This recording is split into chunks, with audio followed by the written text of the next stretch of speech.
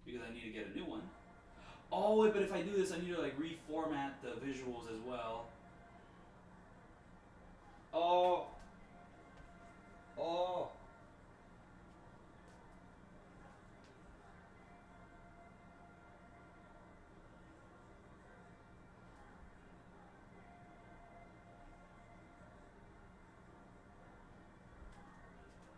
Yeah, no, OBS crashed. It just crashed. Oh, OBS, I hate you. Why would you do this to me? But whatever, I'm gonna get my video capture device. I'm gonna get my PS2 footage. And it's all.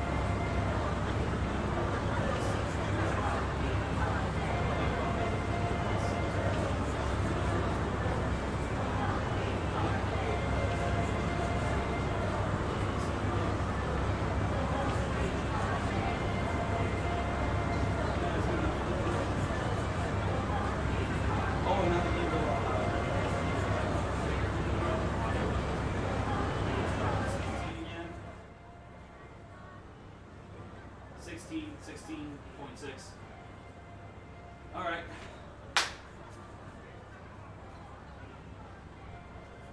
Okay. Let's speed run the finale. Enough nonsense.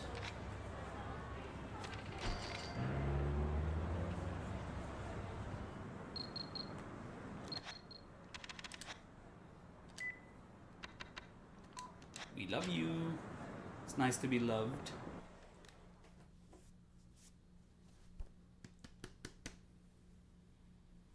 At the very least, I have a nice quick fix for whenever my audio gets fucked up for my Elgato. Just plug it in and out. Plug it in and out. さすがだな、真島の兄さん。いやー、今日はほんまに勘が咲いとったわ。100発100中やで。な。はい。ありがとう。やめや。そないに感謝されるようなことしてへんわ。遊び半分ってとこや。さ、飯でも食いに行こうか。仕事すると腹がすくの。はい。じゃあキリエちゃん。後のことは任せたで。Oh, but if you die, I'll fucking kill you so fucking hard, Kiryu. You better not fucking die, bro. リュウジとかいうやつに負けたら承知せえへんで。俺との勝負も残っとるんやからな。That's a great frame. I love this frame.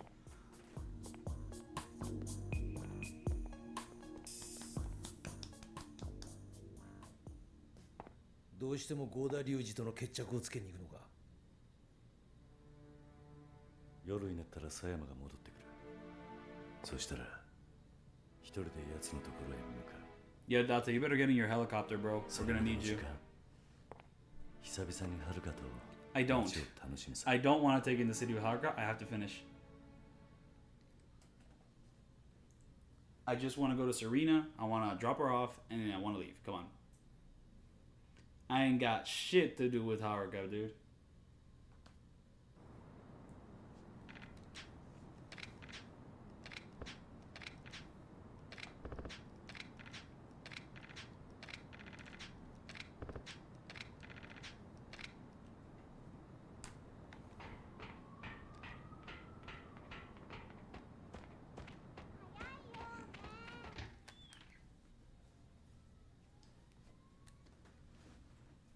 Is it even possible to beat the rest of Yakuza 2 in under 30 minutes from this point onwards if we watch every single cutscene? Because that's kind of what I'm trying to do right now. Like, there's just too many cutscenes. It's like the climax of the game, so like they're all backloaded, kind of. Sorry, lady, I can't help you anymore. You're gonna get scammed by that one guy. I have given you enough money to get scammed. Sorry.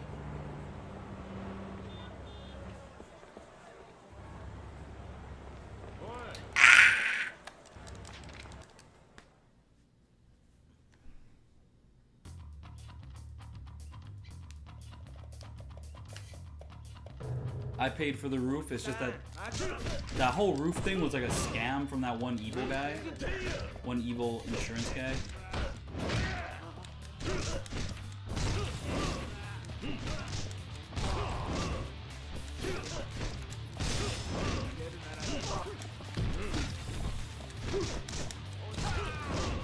I ain't got time for your games, even though I'm playing a game.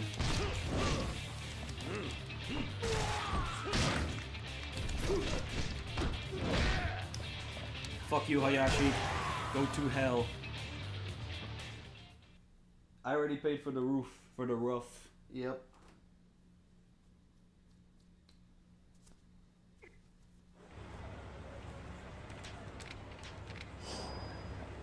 Marble plate? We're in too much of a rush for that. In the garbage it goes.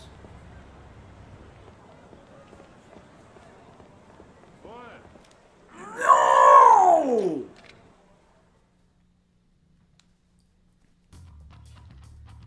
Dude! I'm trying to speed run! Why would they do this to me? Why would they do this to me? I'm on the edge of my speed run, the famous speedrunner. Why would they... Red fart, though. That's funny. When I see the red fart, I laugh very hard. I wish there were blue fart in this game, though.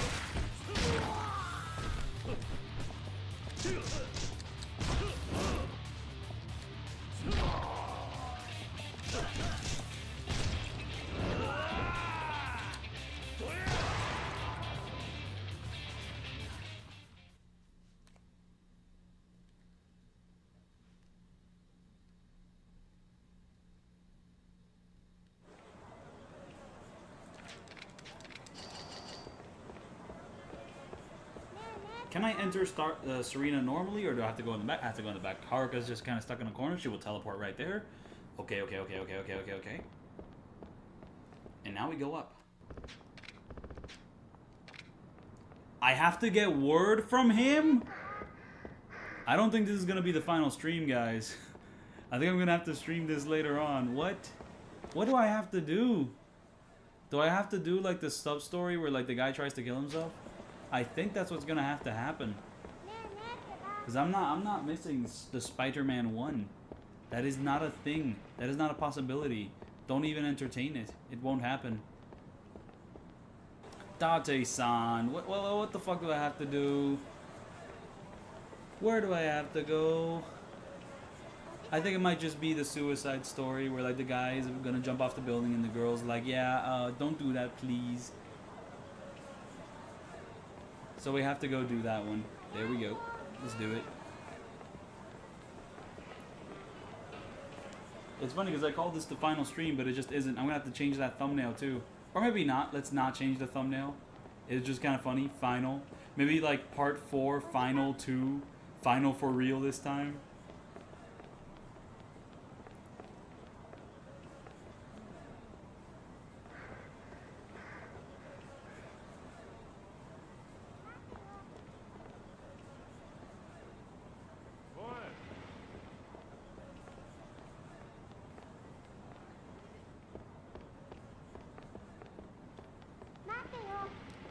Or maybe I'll leave this stream running, like, until I finish Spider-Man 1, and then I come back and I continue the stream. That would be absurd.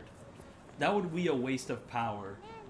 But yeah, at the very least, the stream won't go on for more than 11 hours. But that would actually be the most... Actually, I think I'm going to do that. I'm going to do that. I think I'm going to like continue playing this game, and then when I have to leave for Spider-Man, I'm just going to leave this stream running. I'm going to come back and I'm going to pick it up where I left off.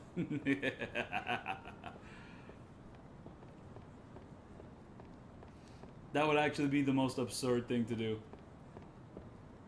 It would be really funny if my game crashed while I was doing all that. and then I come back and the games crash. Because honestly, what if I reach like the top of the tower and then I just stop there?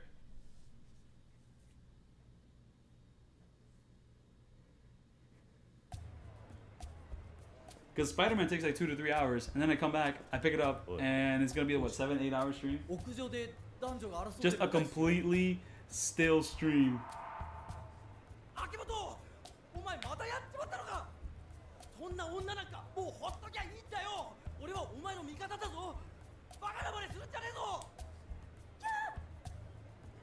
I like in Kenzin where if you fuck up the side quest, he actually kills her. Like the Kenzin version, though not 100% sure if that's accurate, but I'm pretty sure he just straight up actually kills her if you fuck up that side quest in Kenzin.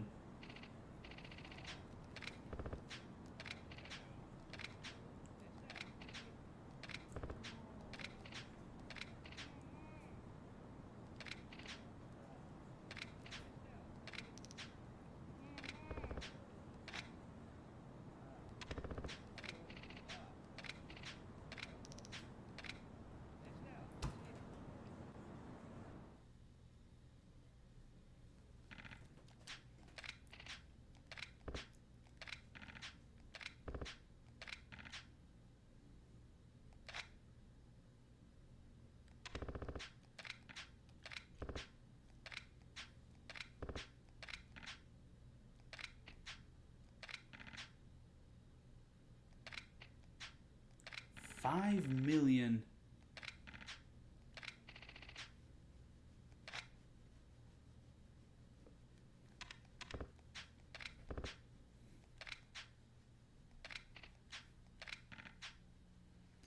But yeah, no, it's like she's actually just full of shit.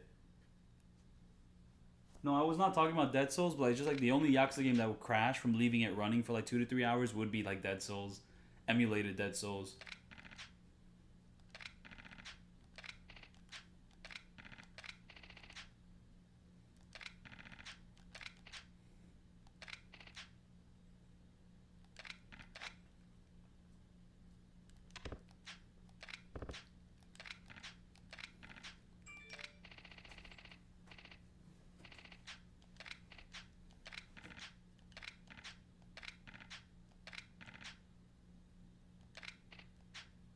Oh, and the side quest ends with, oh, I have a baby.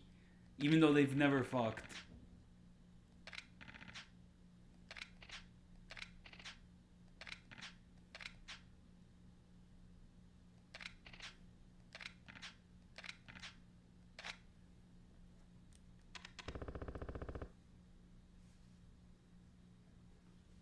Honestly, I don't know what happened to these two after 3. Like, Akimoto appears again in Ishin, and he fucking dies. They just slaughter him.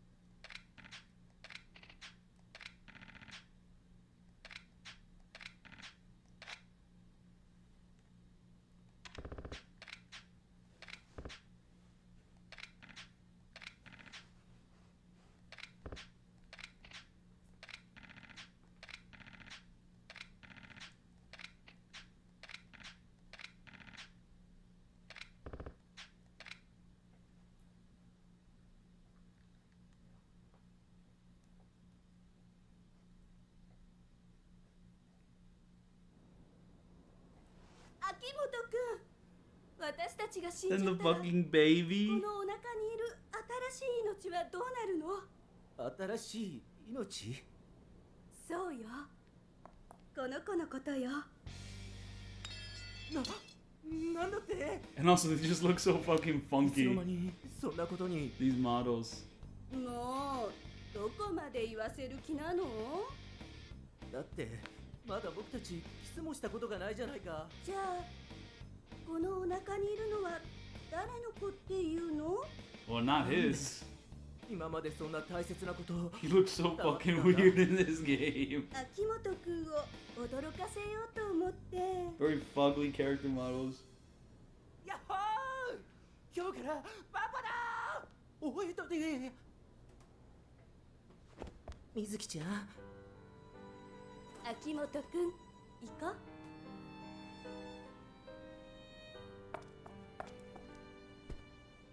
Look at this fucking guy. 俺一生君に捧げるよ。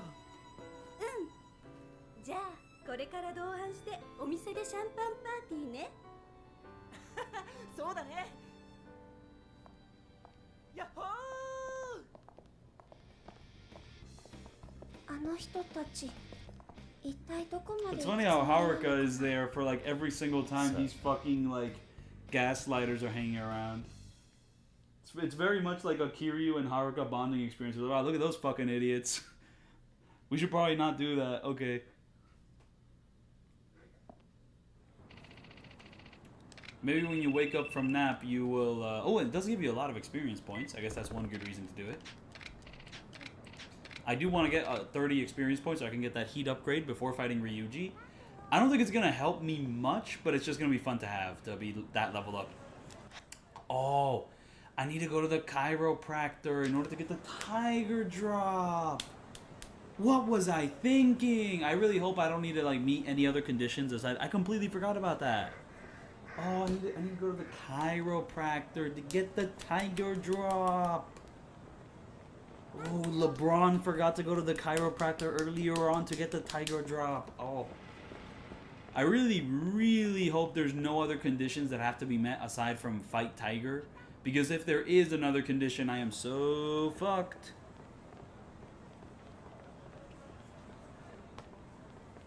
I got no parries. I got no tiger drops. I got nothing, dude.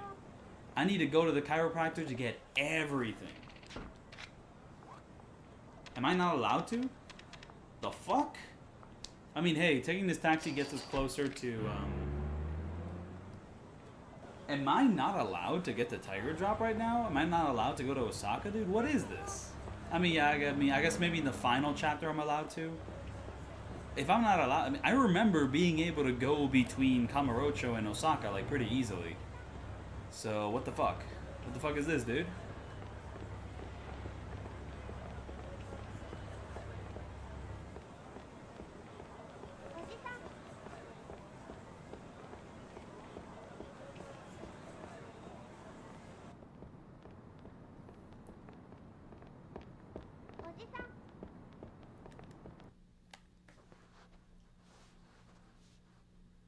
Oh yeah, I guess you probably can't do it with Haruka. Okay, so I have to get rid of Haruka first to do all that, and also just do this chapter.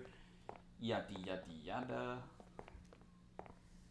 あんた一家にいた。お久しぶりです。 Oh, and here, Sudo finally makes an appearance again. I mean, he's made a couple appearances beforehand, but I guess it's the first time Kiryu sees him since Yakuza 1. はるか、少し桐生に話したいことがあるんだ。表にいた。 I never got that old lady the fancy umbrella, and I never plan to, frankly. Fuck her. I gave her an awesome iron umbrella, and she was like, "Nuh-uh, I don't want that one," because she's stupid. これを見てもらいたい。 She's stupid and old. 倉橋の持っていたデータをコピーして須藤に解析してもらったんだ。これは狭山と合田隆二の経歴だ。合田隆二の両親の欄を見てみろ。ジョン・スヨン。まさか狭山薫と合田隆二の母親は同一人物なんだ。ということは今帰ったわ。どうしたの？そんな深刻な顔をして。いや、彼とは初めてだな。 Oh no, I forgot that all this happens. 須藤警視正だ。はじめまして。はじめまして。府警4課主任、警部補の狭山薫です。私は捜査の続きがありますので、これで。あ、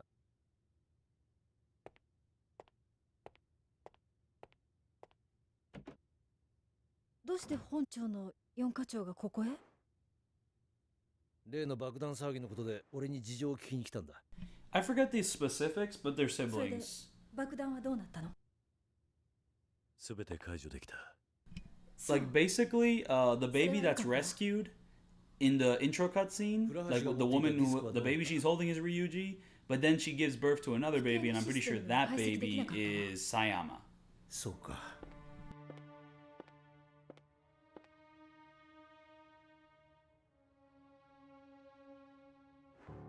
合流会の方はどうだったの？どうにか撃退できた。残るはリュウジ一人だ。一人？そうだ。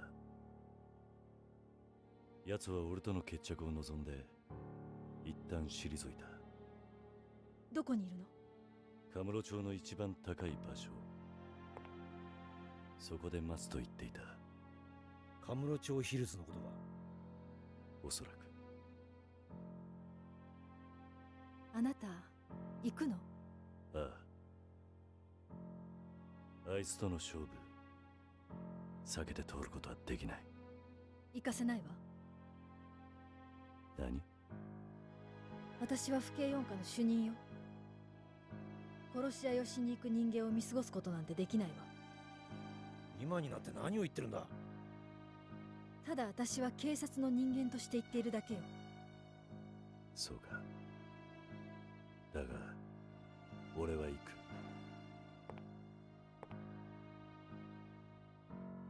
勘違いしないで。あなたはまだ私の監視下にいるのよ。する気になればいつでも。No, you're not. They dropped you from the case. どうしても行くのね。あ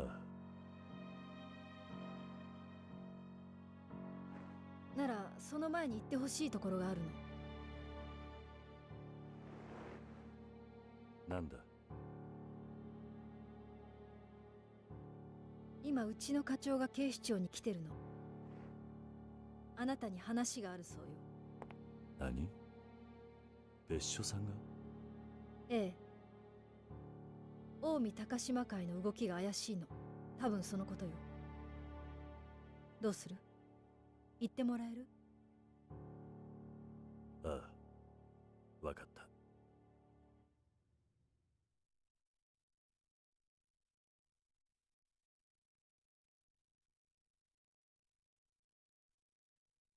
Yeah, no, like these guys haven't even referenced the fact that Ryuji stole like people's pants when he was a middle schooler. Honestly, like I think that's gonna detract like a couple points from the story, just because like, dude, it's literally right there. They can just reference the fact that in Yakuza 0, as Majima, you got to fight Ryuji and he stole people's pants. Like, what the fuck, dude?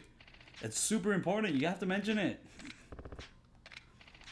How am I supposed to enjoy my Yakuza 2 if it doesn't reference Yakuza 0 a couple times? Like, my fucking Christ, dude. Oh wait, hold up. This is not what I want to do. I want to go to the final cutscene. Right now.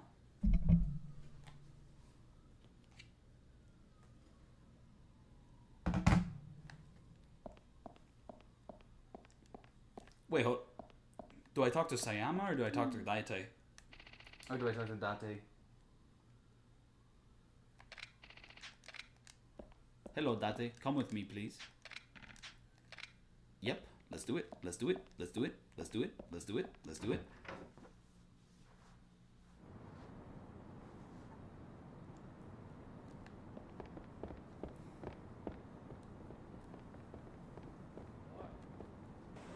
Only 3 healing items for this final section, though, is a little crazy. Though they are stamina rails. Fuck off. Fuck off. You look like the police guy, the purple police guy, except like a fucked up version of him, okay?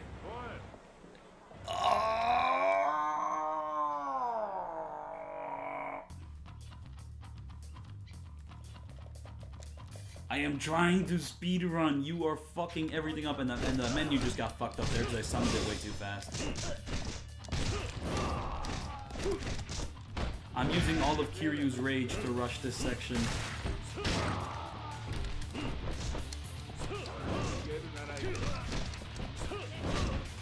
Did that guy just try to dodge my attack? Well, whatever. You're still gonna die, so it doesn't really matter.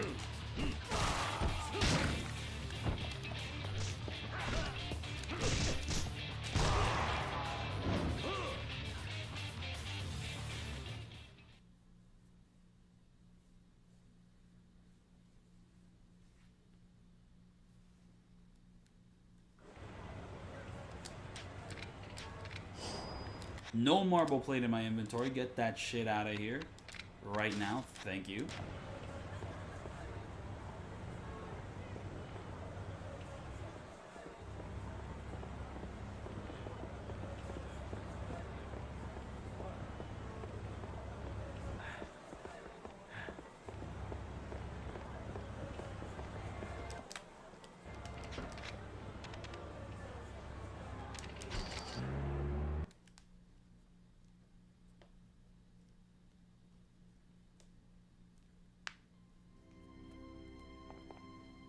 Famous ass scene. Gotta see it. 気にならなかったか。ああ。関西で何かあったんじゃないのか。それに府警の4課長がこんなところに呼び出すってのもおかしな話だ。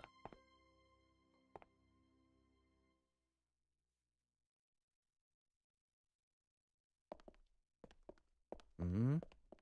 誰もいないようだが。これはどうしたんだ？これは狭山か。これでいいわね。こんなところに呼び出してごめんなさい。私にもしものことがあった時のためにこれを残しておこうと思いました。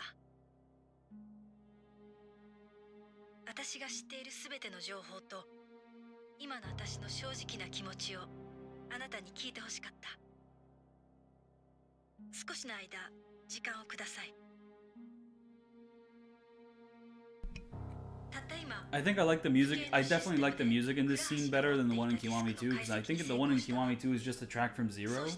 From what I remember, just like a lot of reuse of music in like big pivotal cutscene moments just makes it seem less like, you know, unique and like takes away its identity as like Yakuza 2.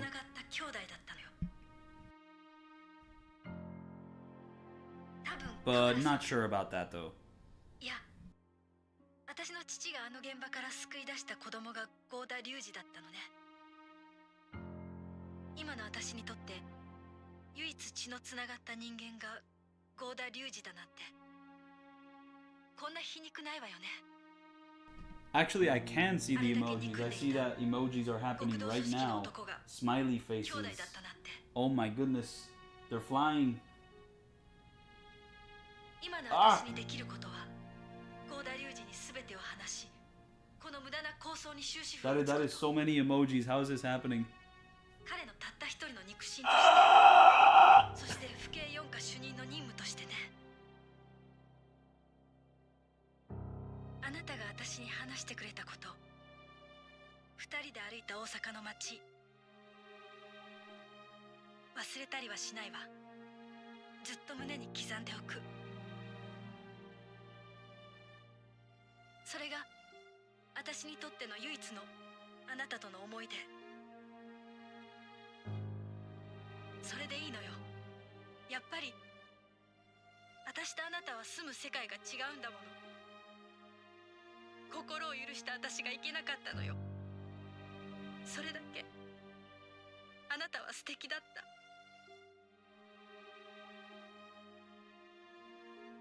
ごめん、笑顔で別れようと思ったのに。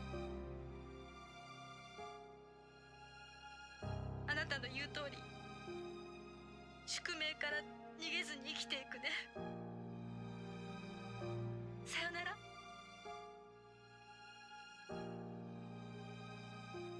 狭山。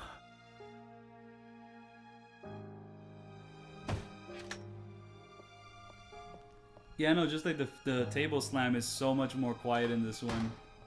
compared to like the Kiwami 2 when it sounds so fucking loud. It's like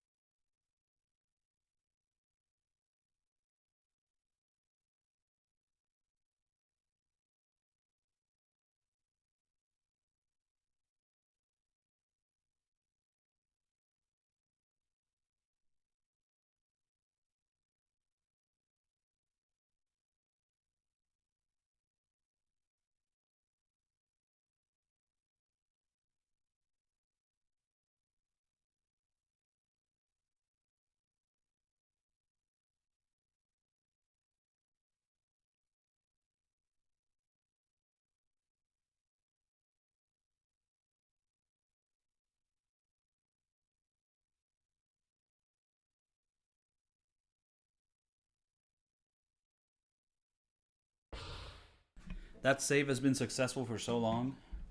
Alright, let's move on.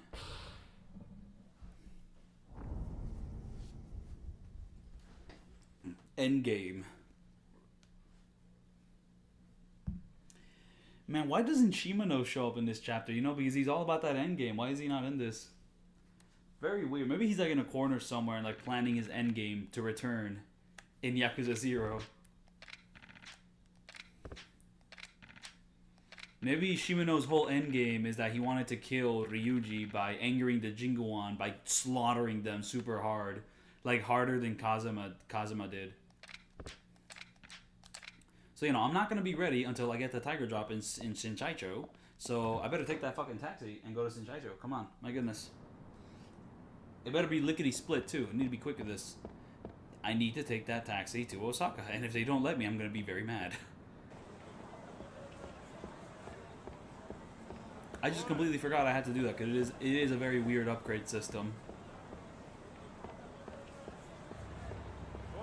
And I better not be interrupted by any thugs on the street. My goodness, get away from me, dude. Fuck off.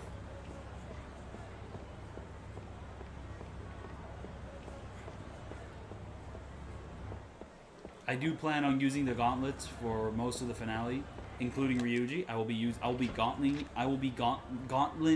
him so hard. Yep, we're going to something buddy. Let's fucking go.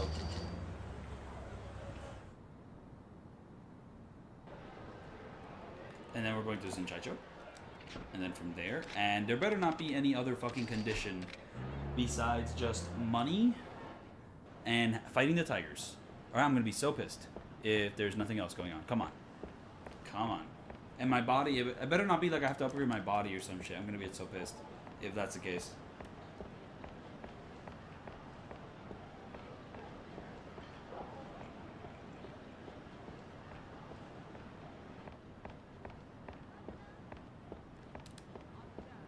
And I also hate the enemy encounter right next to the clinic in this little area. Oh, he hasn't spawned in yet, though. That's fun. I like that.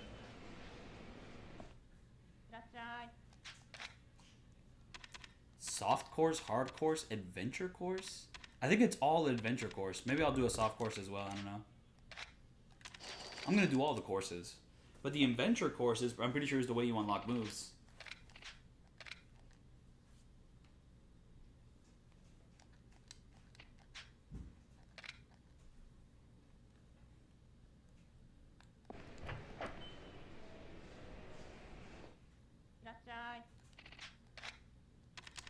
This is give it to me hard. There we go. All right.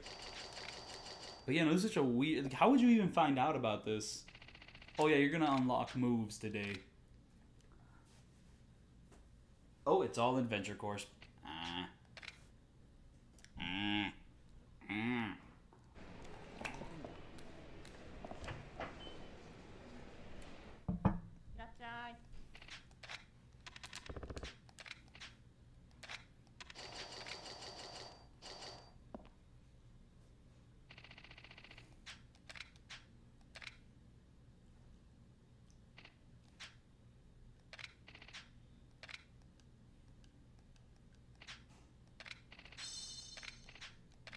You have to see the cat to get the cat flip.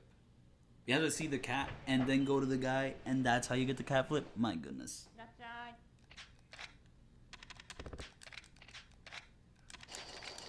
Though getting the cat flip is going to be super useful for Ryuji because he always has moves that knock you down. Don't tell me. Yeah, there we go. I do have an aura today.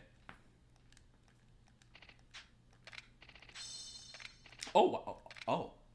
Wait, learning the parry is harder than learning the tiger drop? What?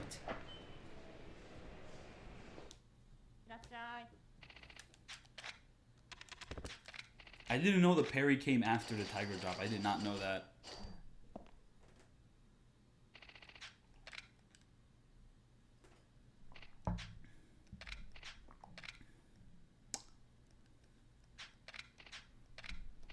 Damn it, I have to like upgrade myself more in order to get the parry, or maybe like practice with Komaki more, but I don't need the parry, I just want the tiger drop. Thank you very much, bye bye.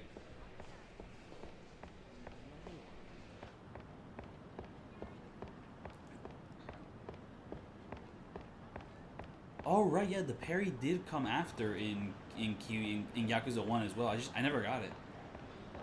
I never got the Komaki parry in Yakuza 1, now that I'm thinking about it. Because, like, why would you want the parry when you have the tiger drop? It's like... And also, like, the Komaki knockback has, like, timing to it, so I just use that instead of the parry. Alright, Kamurocho, let's do it. Oh, nope, can't do it here. Have to do it afterwards, okay.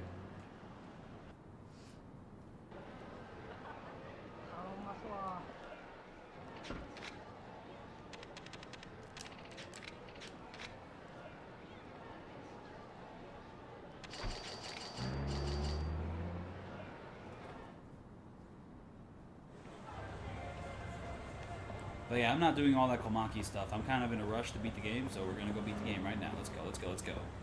Even though I'm not going to beat all of it right now, I'm actually going to pretty much get to a certain point in the long battle, stop, and then, like, come back after the movie.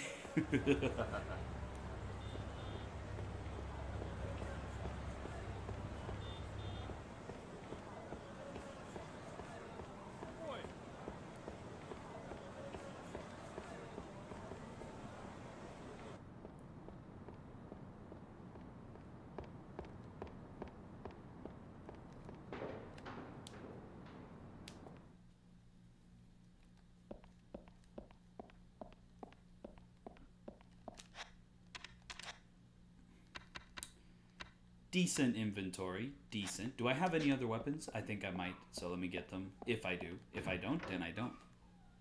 And I guess I might as well save the game now, since I've prepped myself. If the stream does crash, I guess I'll just reload from here. Oh, more. Oh, a sword. Of course, I want a sword. And more gauntlets. Okay. You're actually quite limited in how many weapons you can carry, but a second pair of gauntlets, I like that. So let me just equip a weapon right now. Like a staff or something, or a sword, or whatever. And kind of go from there.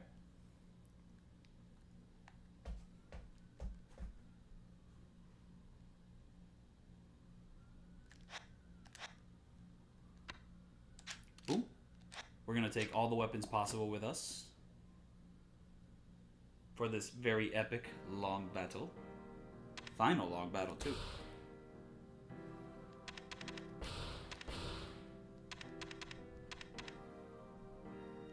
I don't think I want to take any of these. Like, this is not X hard, okay? So, I think we'll be fine. This is normal difficulty.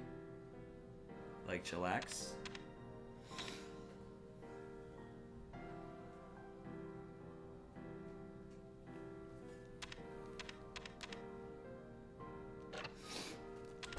And I'll use this save file to pretty much speedrun, like, hard difficulty. No, I don't think I'll be doing a walkthrough of that.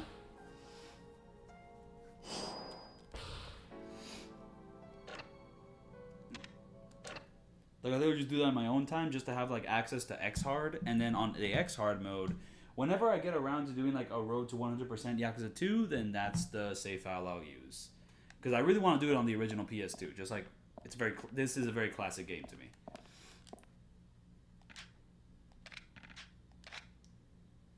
I am ready.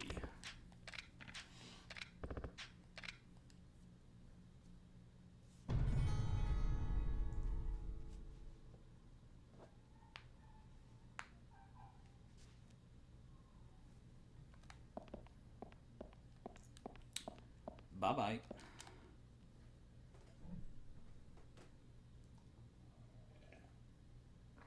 Finale time. Let's get to the top of that roof in less than 20 minutes. Let's do it. Because there's like no cutscenes in the long battle. It's just fighting. So let's cut it down in less than 20. Let's do it. Let's do it. Let's go. Let's go. No balls. No balls. These guys can be a little hard though. But hey, I have a weapon, which automatically makes it a little easier. Oh wow. Oh wow. I can do the cat flip with the weapon too, so that's very useful. Heat action. Another heat action. Oh, damn.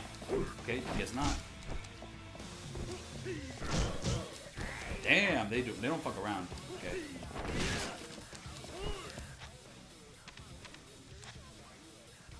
Alright, staff time. If I fucking drop this staff while using it, I'm gonna get so mad.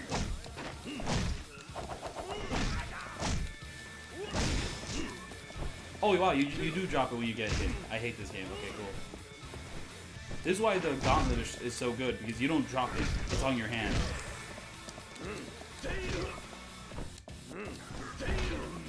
Like, this weapon actively makes it harder to beat this section. And this poke skill doesn't really work with these guys, because they just dodge everything you do.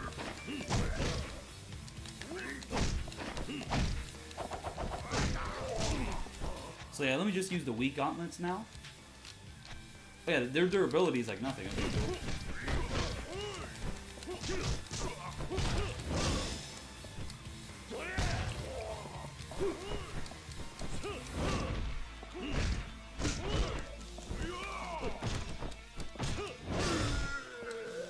And now I can get that one upgrade I wanted, so let's get it.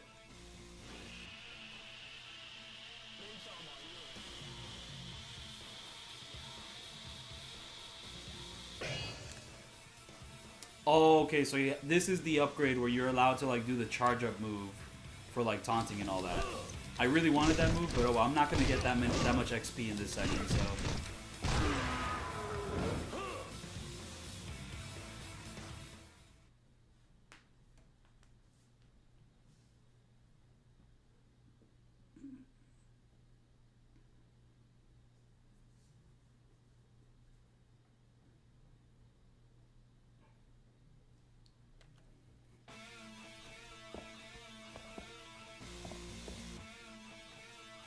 I definitely like the way Kiwami 2 handled this finale. Just making it all seamless was very nice. Yeah, this boss fight can be very annoying because, well, these guys can deal a ton of damage and they're also very dodgy, but with the Knuckles, it is a little bit better.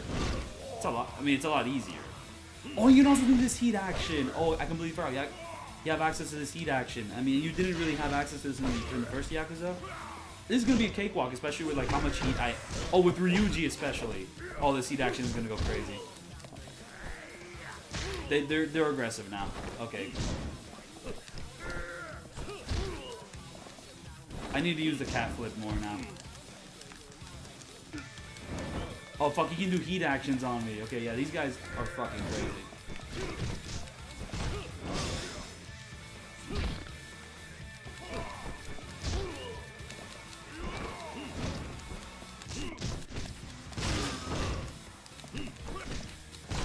And that guy gets super armor after a certain point.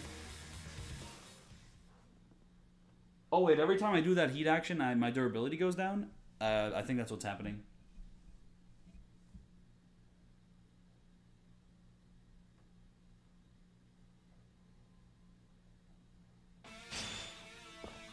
And then we have to fight the Jinguan brothers again. Like, yeah, no, the movesets the Knuckles get in future games is like a little annoying. Like, it's honestly like it just kind of like hampers you. Oh yeah, no. When you're dealing with like actual boss health bars, oh, if I get to spam that for dear life. Oh, I actually didn't spam it that hard and it worked. So whatever. I guess you don't have to spam it so hard on this difficulty. Let's actually use a healing item, just because oh my goodness, my health is at a disastrous rate. But I also want to do that. Oh fuck, that can happen when they're on the ground, and you do have to spam for dear life for that to work. So yeah, this guy can't block, so you can actually just spam this over and over again.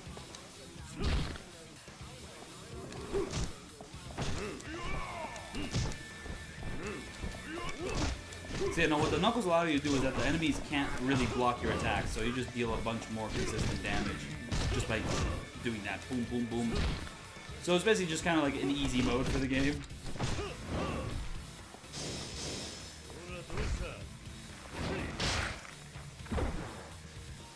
And then if we lower the other guy's health, we'll get like a feel the heat moment with that guy.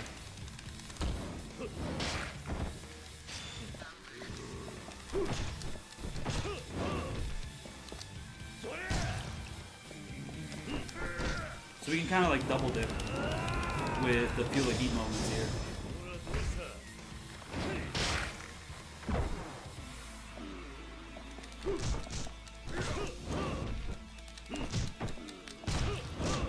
So yeah, no, Knuckles is easy mode, but you know what? I'm having fun. Ugh.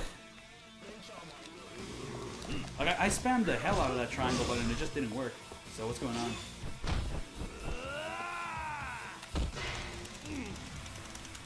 Well, finally it worked, but I had to spam it so hard to like for it to like actually compute. Let's just waste these knuckles so we can use the better knuckles. And again, bro. And this time it has to be circle. Ugh. Come on, man. Let's see, can I land this? I landed it. Hell yeah. Now let's finish this off with this. Hey, fuck you. Don't do that.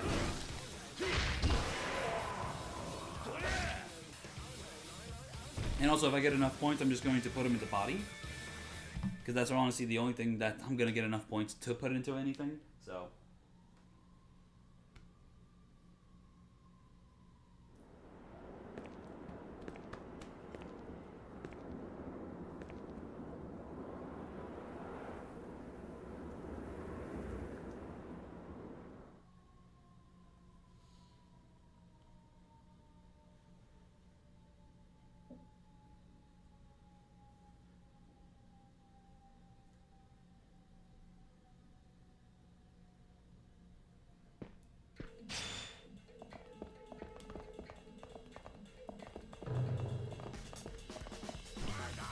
Boom, let's equip the item real quick. Let's do it.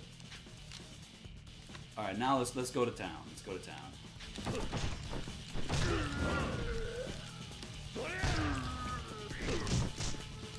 There's like no point in doing the ground heat action when the gauntlet heat action can pretty much... These guys have such little health that like pretty much the gauntlet heat action can like instantly kill them from what I understand.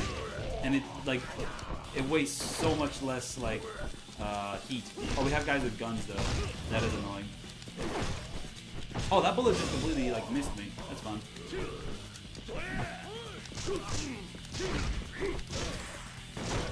Oh damn, okay, I am not, my priorities are not in the right place here. I really need to take care of those gun guys. Oh, that's a shotgun too. Oh, what? No, there's a gun guy and a shotgun guy. Okay. I mean, where else am I gonna do these moves? This is the place to do them. Ow. Even though they don't deal much damage, but they give me a lot of iframes.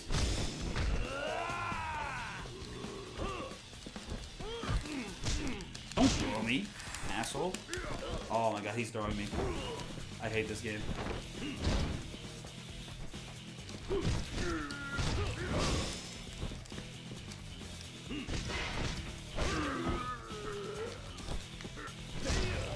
Oh, I wasn't even trying to die with the tiger drop. I just did it. That was fun.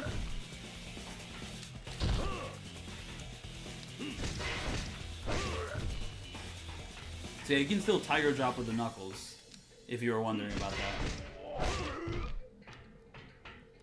Just walk up to them and press triangle. Except they keep fucking getting away from the asshole.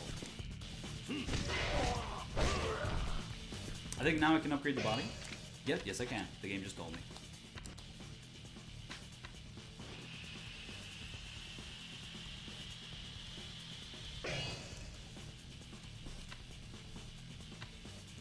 Those upgrades seem pretty useful, but I highly doubt I'm going to get enough XP to unlock it.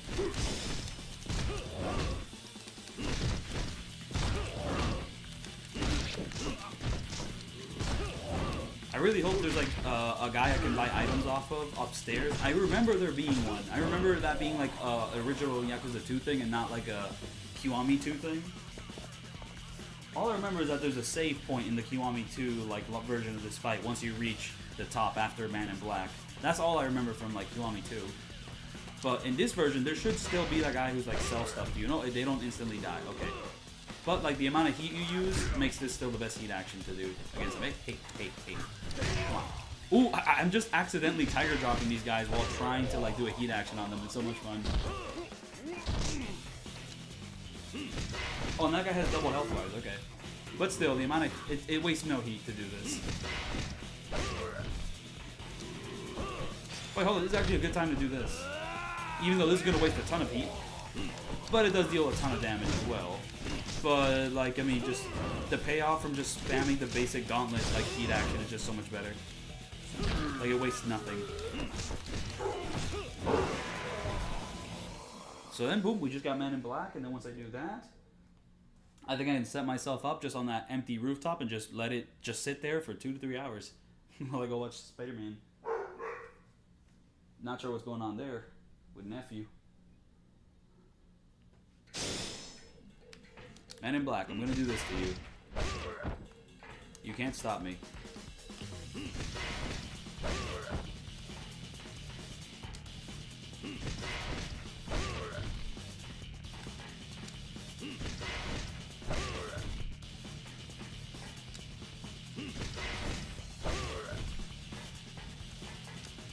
Poor boy.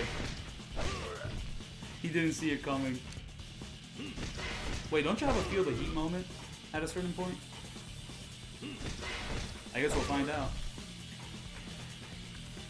I don't remember him having one. You know, let's see. Nope.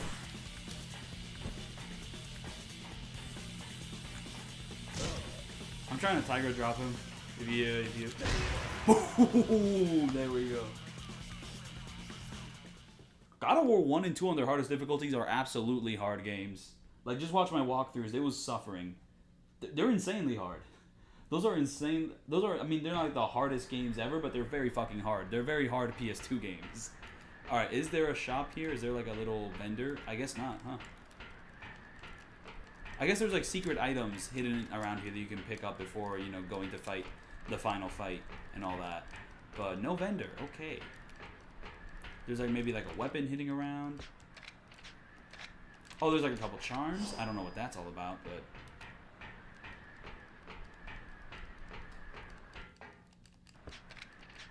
Boom, a trainer. Do I have enough heat? There's no point in doing the trainer now, but I might as well get it. So what does this do? Helps boost your mental strength when you're in a bind.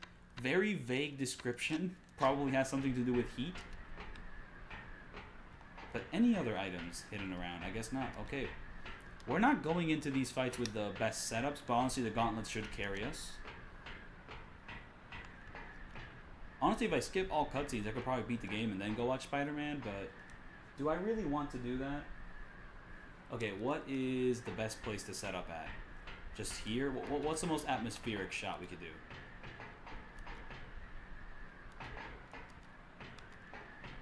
Like that? Nah, there's gotta be something better. What's the best frame? Just to leave it here for 2 hours. If I climb up those stairs and it automatically goes into a cutscene, I'm gonna be so mad. Because I remember you had to like actually climb a decent bit before it did that. So, you know, it better not transition to a cutscene. Because I'm just gonna die at Sword Ryuji and just leave it there. Is there another set of stairs? There better be. Maybe I just leave it here? Ooh. This game is testing my patience. Okay, there's another set of stairs. So there's like more items to pick up here, I believe.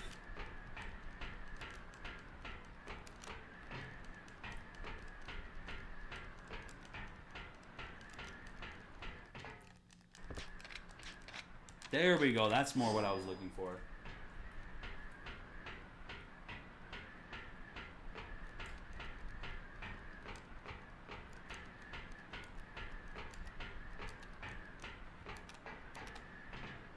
I really, really hope climbing these stairs doesn't activate the cutscene or anything, and it's just like a cinematic thing.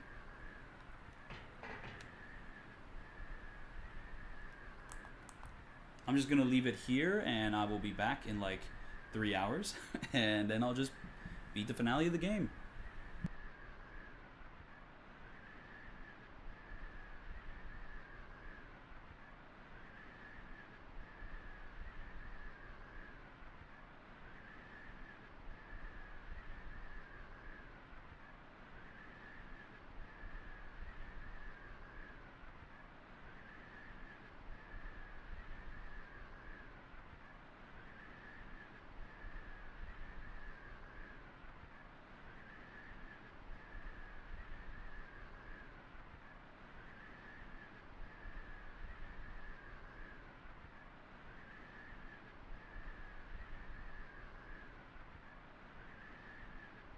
Well, you know what's funny? What's funny is that you usually when you stand still in a place for long enough, the game gives you like a tutorial prompt.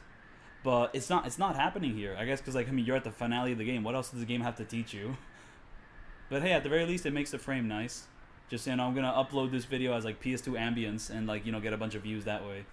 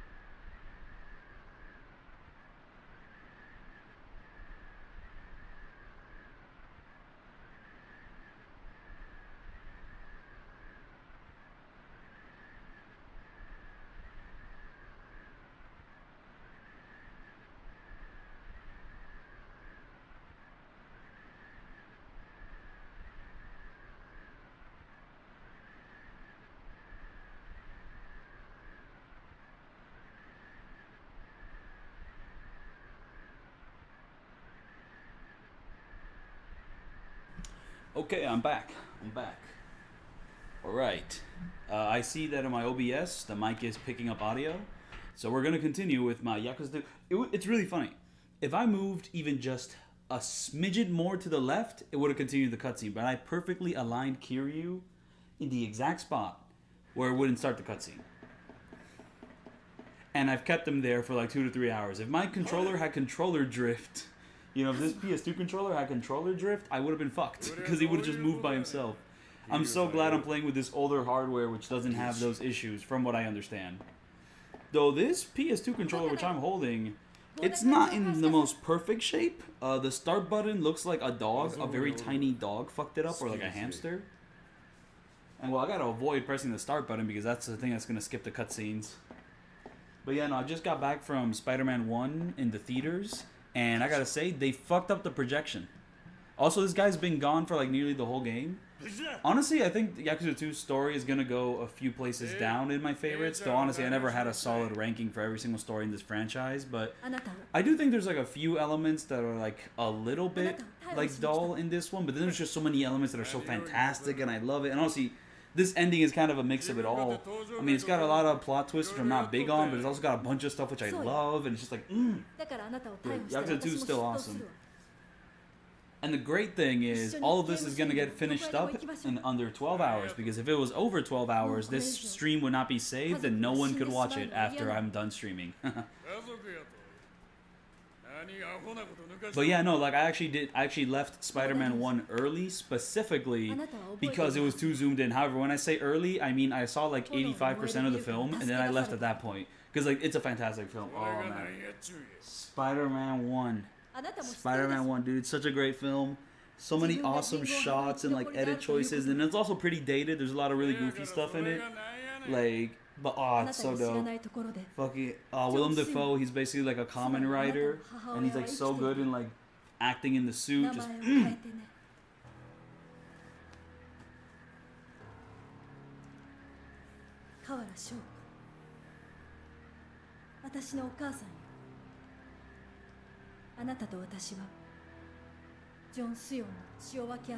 I mean, like, I prefer the story and like the presentation of the story in the original over Kiwami 2.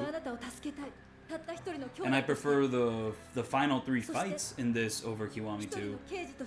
But the previous level, I do think I like better in Kiwami 2, because it's just more seamless.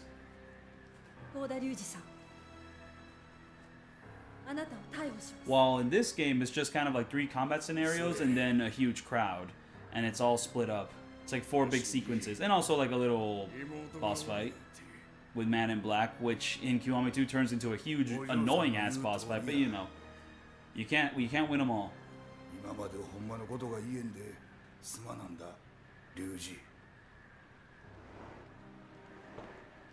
26年前、スヨンが関西へやってきてすぐ、私たちは知り合うた。 And also, just Spider-Man 1 is so well paced. Like there's never like a dull moment. It just keeps going and going and going and going. It's just like, and like certain sequences, some of the dialogue is incredibly cheesy. Honestly, some of it's a little painful, but most of it is awesome. And yeah, like there are certain character moments which are a little bit rushed and like honestly don't scratch the depths of the Spider-Man character and are kind of just hitting the broad strokes. But honestly, like I mean, to capture that character, honestly, hitting the broad strokes was not a bad way of going about it. But you really can't do it again. You're not gonna out Sam Raimi. 関西へスヨンを追いかけて赴任してきた河原という刑事にスヨンとの仲は切り裂かれた。私の父のことね。そうや。仕方がない話や。私は所詮極道もん。スヨンも生活のために私についてきてることは分かってた。つまりわしはおかんに捨てられたっちゅうこと。違う。私が望んだことや。去っていくスヨンにお前を欲しいと言うた。Wait, so did this dude Piper or what? 本当の息子以上に。うるさい。Honestly, I'm missing some of these scenes. リュウジ、私は今まで孤独の中で生きてきたんや。 All my life, I've been alone. 高田人中国道を超えることだけを考えてな。せやからわしは人口派みたいな連中と結託してまで戦争を仕掛けたんや。お前やはり26年前の事件を。関係ない。わしにとっちゃ復讐とか恨みとかどうでもいい。奴らと利害が一致した。それだけ。さあ、残るはあんたとの決着だけ。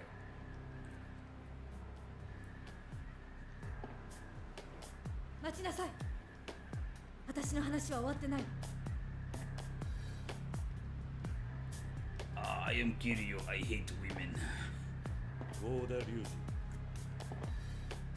二。やはりお前は。Damn, the PS2 cannot handle this cutscene though. It definitely runs super smooth in the HD collection, but like it is chugging a little bit here every now and then. Yeah, no, that 2000 PS2 like, you know, game is really pushing the graphics for the PS2. 戦うことこそ生きていることの証。そういう男には俺も全身全霊をかけて答えるぞ。ハズマ。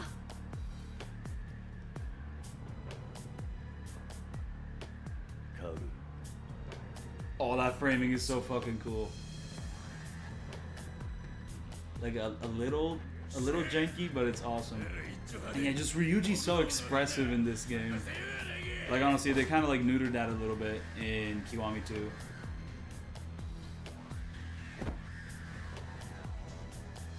Oh, and okay, here's one thing which they also neutered in Kiwami 2.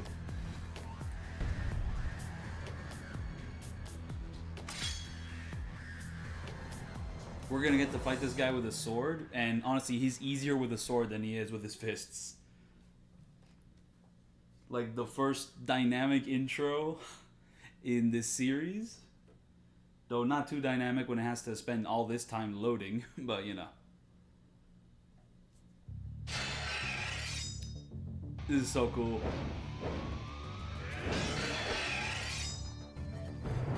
And then like the title drop there, holy shit, dude. And then in Kiwami 2, they go for something a lot more low-key, and it just, I hate it.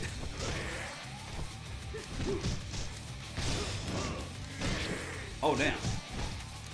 Oh, I remember what my strategy was. Basically, what I would do is I would do that, and then I would dodge. If I did the double hammer, I wouldn't have enough time to dodge away.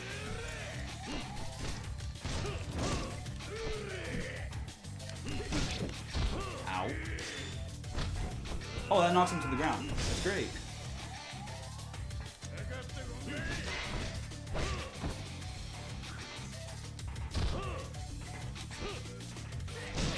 Oh shit. I could actually die now. Oh wow, that's crazy.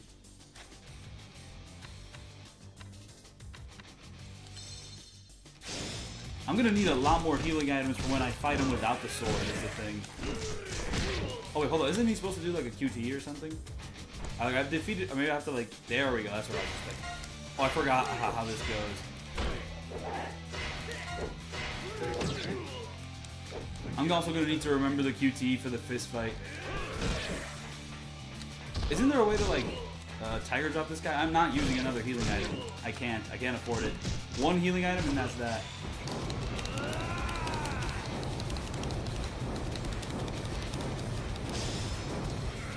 What? What the hell was that? And now he has like super armor from what I understand. No, that field of heat moment, like I depend on it for dear life.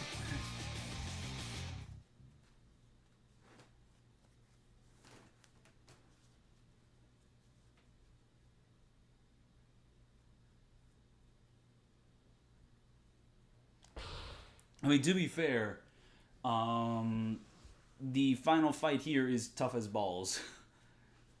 I mean, like, my goodness. But yeah, no, he is easier in Kiwami 2. You're just like, you have more tools to like just kind of destroy him, little quick step attacks and all.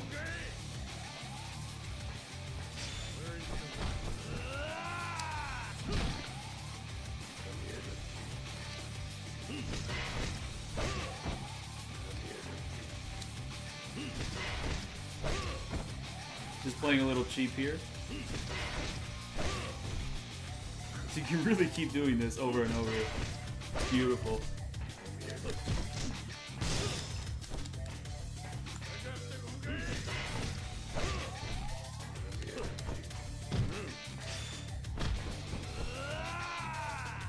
Oh, you can't taunt when using these knuckles, okay.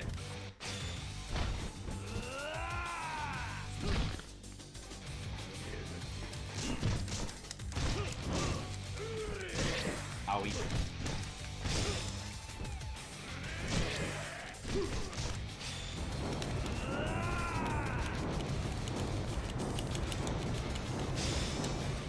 What happened? Like, I pressed triangle at the right time and for some reason it just doesn't work.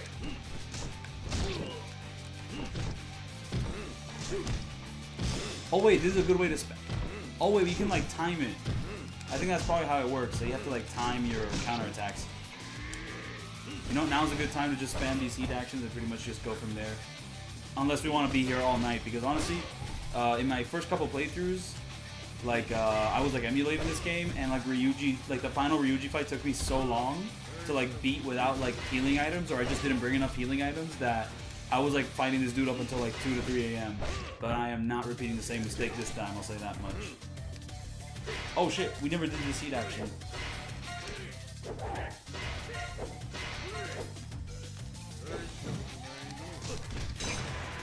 Ooh.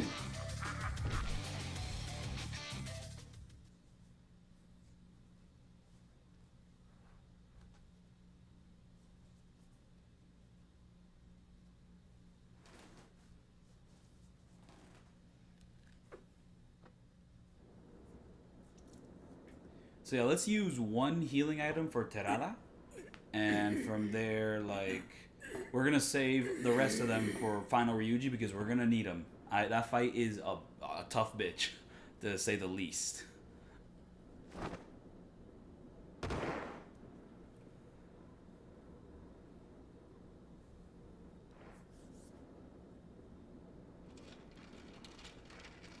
Bro's just rolling in.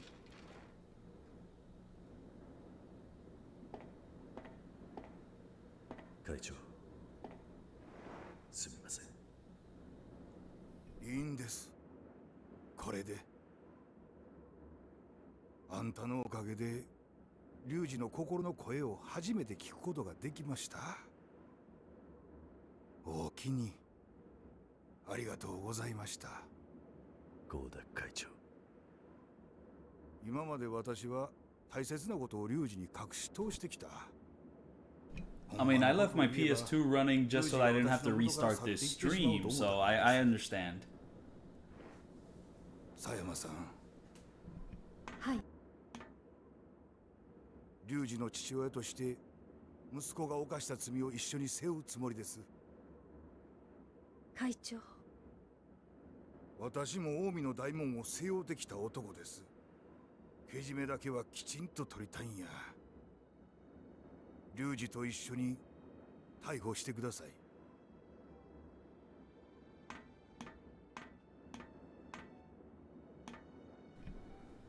お見事や。合田会長、桐生さん。It's crazy because this guy appears in the first chapter, and then he appears in the final chapter. It's like, holy shit. It's an insane plot twist.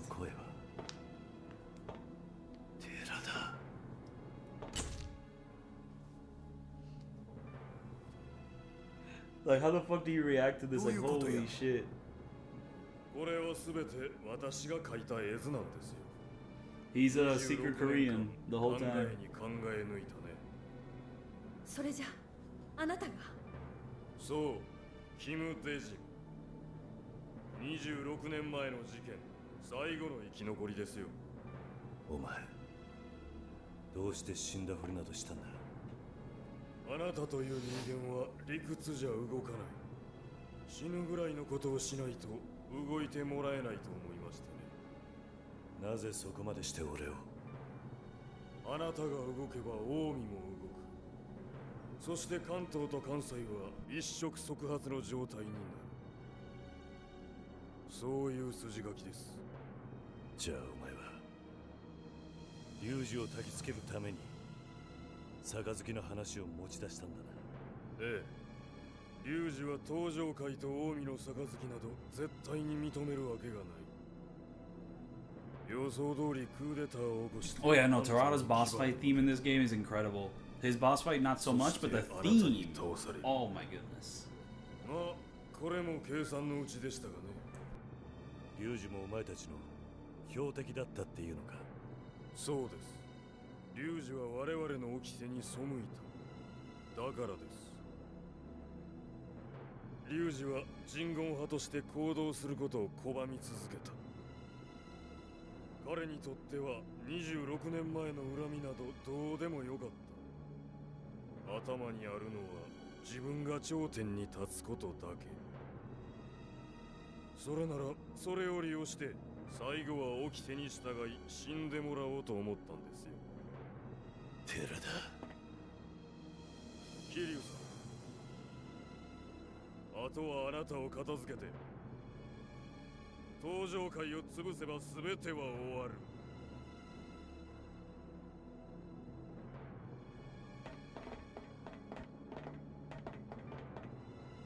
It's funny that the crazy hacker guy can also fight.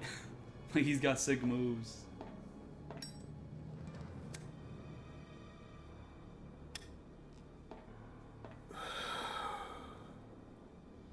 長かった。やっとだ。寺田幸雄として生きた26年間。あと少しでそれも終わる。The man who erased his name and then reclaimed his name. He's here. There he is. 気がつかなかったんですか？あなたたちの目の前にあるじゃないです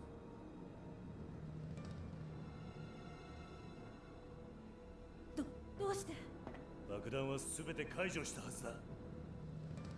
倉橋の分ですよ。あなたの父親河原二郎が殺した倉橋のね。あなたたちは私の同志、いや親友を奪い去った。だからその復讐をする私が用意したんですよ。このスイッチを押せばカムロ町が火の海になります。本気なの？安心してください。この爆弾が爆発する頃、あなたたちはすでにこの世にはいないんですから。寺田。何ですか？最後に教えろ。お前はあの時風間のおやさんの呆然で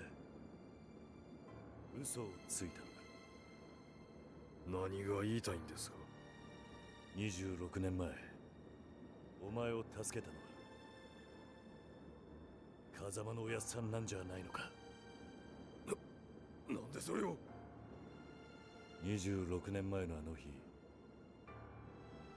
俺はお前を見ていた。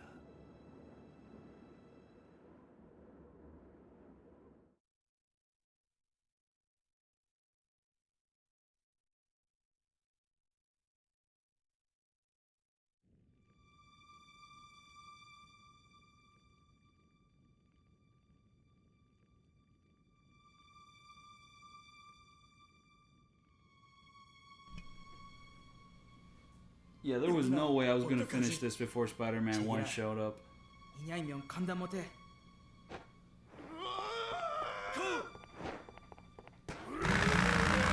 Oh damn, this is not the last time we see Shimano.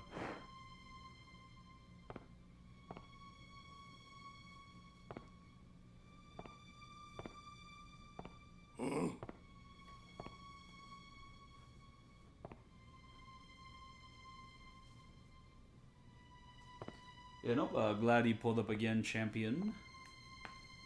But yep, Sword Shimano is done, but not Terada. 자, 우리도 가자. 그왜 벅소리 하는 거야? 뒤에서면 칠 수 있을 거야.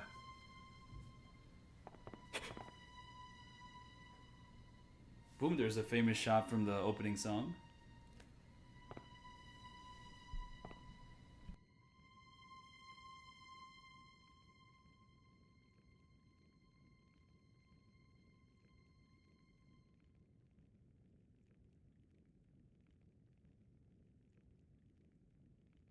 이기로. お前らは若い。命を無駄にするな。生きろ。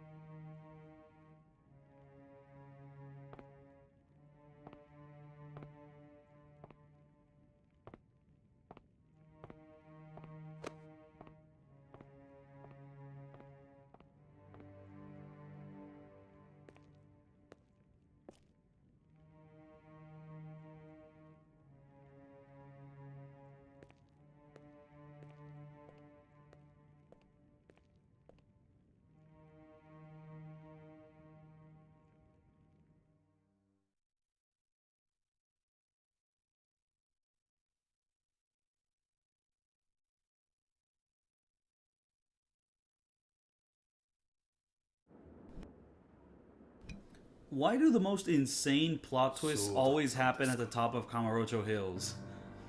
Like, it's honestly just the vibes of the top of this place always invite like the most batshit insane like stuff to happen. Like, I mean, the big old climactic scene at the top of the Kamurocho Hills place in Yakuza 4 is like genuinely like the one of the worst scenes in the franchise. This one I still kind of like, despite how absurd it is. But like, holy shit, the one in Yakuza 4 where Kiryu reaches the top of Kamurocho Hills is just like, it's just like scene after scene of like just the most horrid writing decisions possible, and like fucking 5 different betrayals happen all at once, like one after the other. It's fucking comical.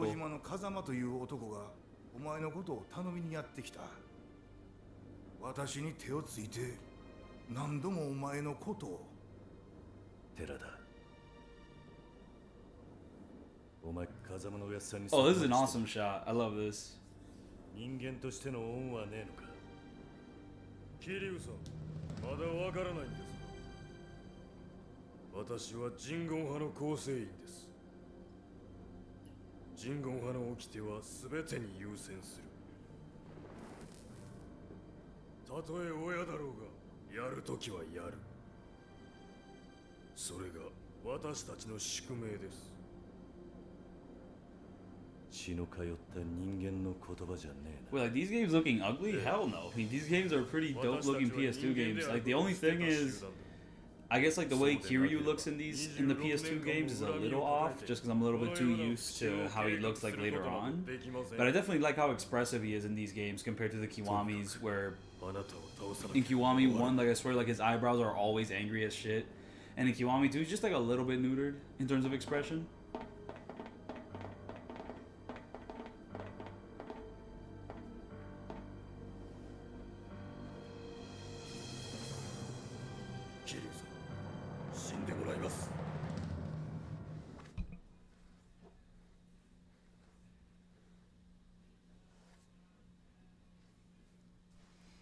Alright, awesome theme about to play. Let's do it. Oh, and I have low health, so it's more epic this way. Oh fuck, I gotta be careful now. Or I gotta take care of these guys quickly with my heat actions.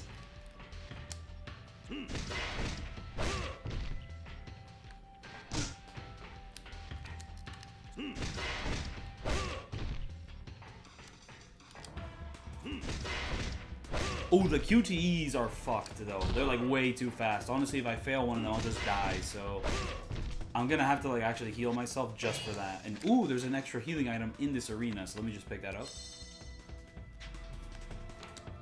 I'm just gonna get rid of all the annoyances in the area real quick. Wait, am I not allowed to do a heat action on you? There we go. Boom, bam, pow. Oh, this guy dodges.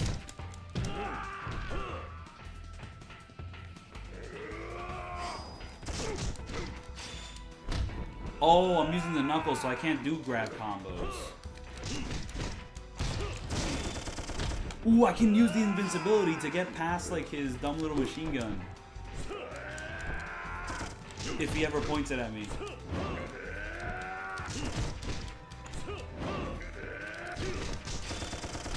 That's fun.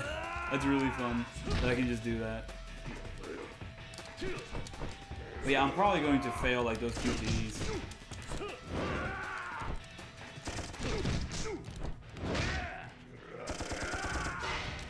Yep, like that. Okay, that deals insane damage. But yeah, no, like I just... Oh, those are not healing items. Those are heat. Oh.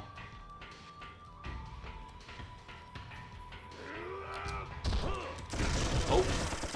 Fuck. I thought I could heat action. Yeah, so it seems doing like the double barrage doesn't really work. He does very subtle dodges, and these subtle dodges, I tend to catch him more with my big kick. So I'm just gonna do my big kick at him. Yeah, the big kick works better. Boom, it actually lands pretty consistently.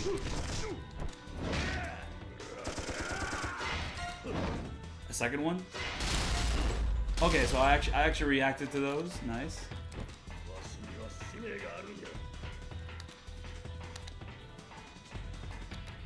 What are you doing, man? What are you up to?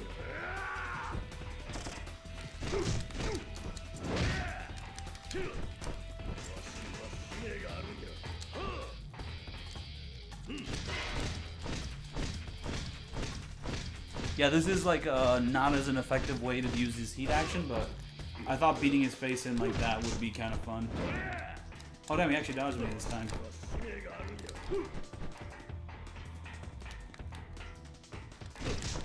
Wait, that was a feel the heat moment? Aw, man, I missed it.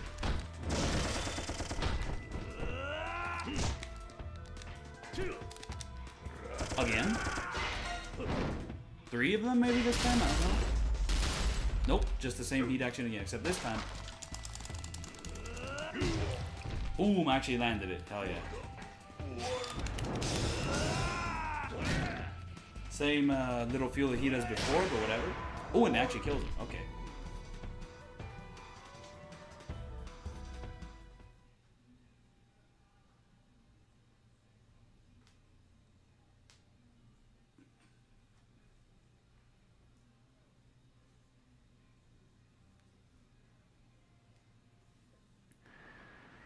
True, I would agree with that. Like, I mean, like, I think Kiwami 2's, like, Kiryu model is, like, more expressive than, like, the Kiwami 1 model. The Kiwami 1 model just, his eyebrows are so furrowed every single, like, second. It bothers me. And just, like, his little micro expressions from, like, 1 are just not really there. Oh, yeah, no, I think it is the same guy who composes Metal Gear Solid music who did this theme. And he also did some cutscene music throughout the game. And yes, wouldn't you know it, those are the exact songs which don't pull up in Kiwami 2. Just one of those unique quirks of this game, just don't pull up to the remake.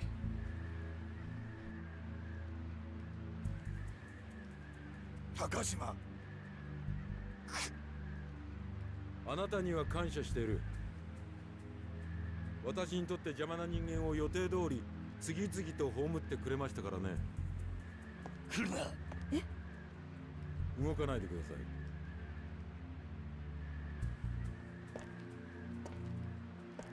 ご苦労だったな。あとは私に任せろ。すべてお前が裏で仕組んだんか。I like how he shoots him just for talking. He's like, why would you do this? 会長のおっしゃる通りです。 Also, this scene really fucks over Kaoru as well. It's just like, Kaoru is such a great character right up until when she has to like fight one of the dudes, and then she does like a really stupid decision, which fucks her over. Like she fights the group and she gets like pretty much knocked down by one slap. And here, when she gets rid of her gun, she just rushes the guy with a gun with a baton. What the fuck is your problem? Writers, what is this? Just so that she could be like a hostage for like a few seconds? Like, そしてその目的は果たせ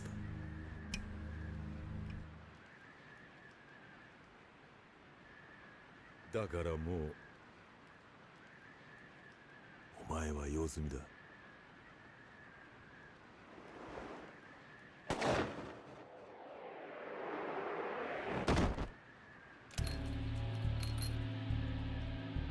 寺田自分が利用されてるとも知らずバカな男だ。やはりお前という男は高島、お前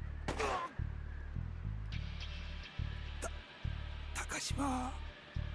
Well, glad you really enjoyed the walkthrough, and I do want to eventually do every single Yakuza game. Just kind of go through them casually. I know it's been fun to like play these games without the intention of no damaging, just like taking them for what they are. Because I don't know, sometimes when you like only play these games to like no damage boss fights or something, you just kind of lose sight of like what they are, kind of. I don't know, because you're so focused on like your niche practice of this or that. Same thing with speed runs. Honestly, some people will speed run games and like the original charm of that game will get lost because they're so focused on speed running it. Like there's some games that are really great casually, there's some games that are really great for speed runs, and then there's some games that are not great casually but great for speed runs, and then some games which are like really great casually but are not great for speed runs, you know? Just a whole mix of stuff. I think the same thing with no damaging. どいつもこいつもバカばっかりだ。どうしてこう人を信用するのか信じられん。 Also, I remember that the chairman in this one doesn't die, or maybe I'm wrong in that, I don't know. He never shows up again though, even though the guy from 5 of the small like unit. この死に損ないが。お前の思った通りにはならん。今にわかる。まったくうるさい連中だ。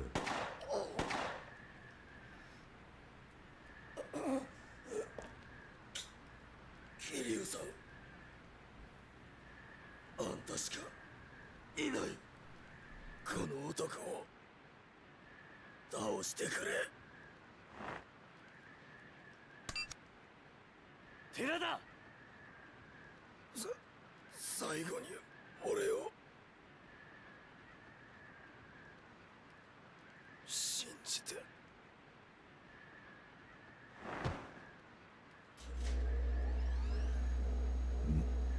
何？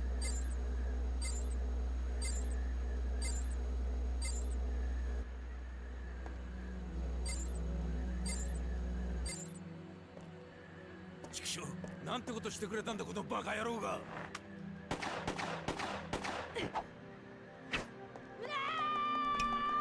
Oh, she just expects the gun to be empty, but still, like, what the fuck? And also, she just screams like an idiot as well while doing it. Like, come on.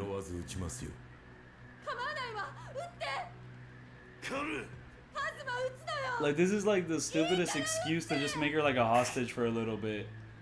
Like, come on, bro. お前には撃てない。人を見殺しにできない。それがお前の弱さだ。 It is funny as fuck that he just stops having her as a hostage and just shoots him. Like, so slowly, too. He's like,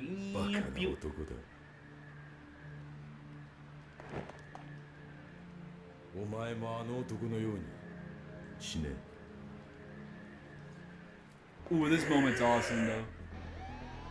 Where, like, the opening song starts playing when this happens. Holy shit.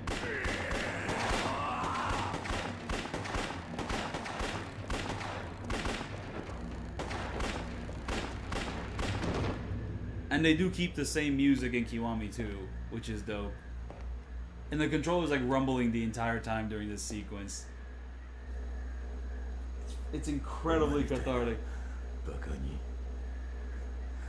裏をかかれるとはな。男はのバカなぐらいでちょうどいい。 In Kiwami 2, instead he says a real man ara instead of should be. 所詮天下など取れんね。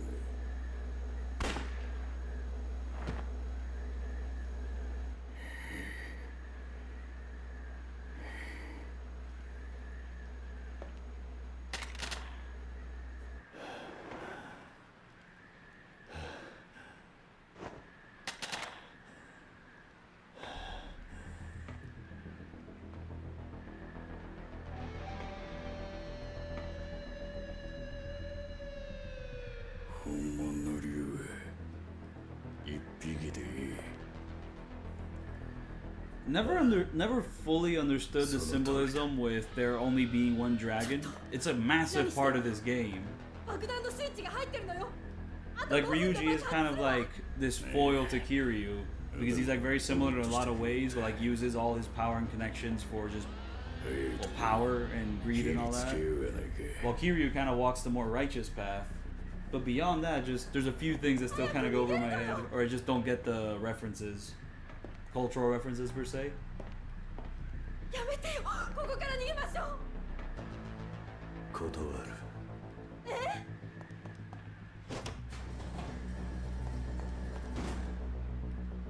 お前は行け。そして生きろ。俺にはまだやることがある。こんな男初めてや。さすがわしの妹が惚れた男が。こいつの言う通りや。はよ逃げ。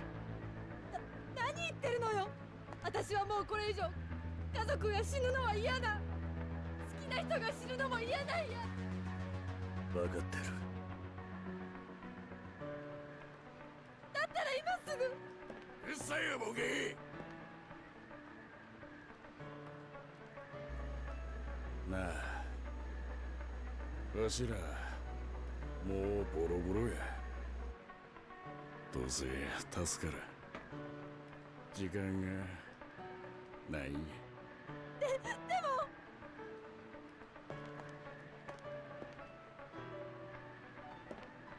一生に一度や。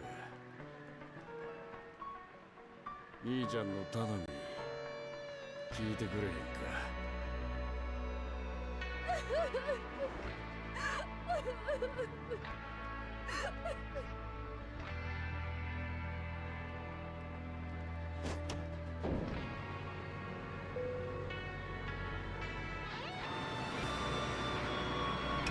Oh, that's an incredible shot right there. And also his music is a huge part of why this scene is so good. Not sure if they use the same music in Kiwami too, but if they were able to use the music in like that previous like gunfight, but I don't remember. Like this music is a huge part of why like the finale like just really kicks in. 手加減はしねえ。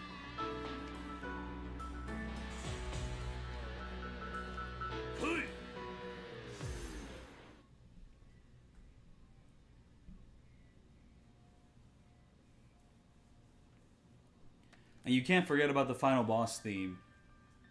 Holy shit, this final boss theme. I do think the Kiwami 2 rendition is pretty great too, but like just how the low keyness of this one is incredible. It's such a gorgeous theme.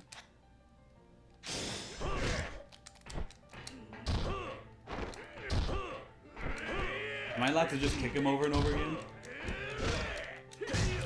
Oh, I'm just gonna keep spamming the kick button and seeing how that goes. Cause it's going pretty well for me so far.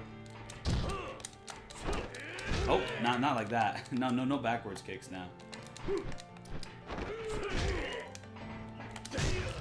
Damn, these tiger drops are. I'm actually landing them decently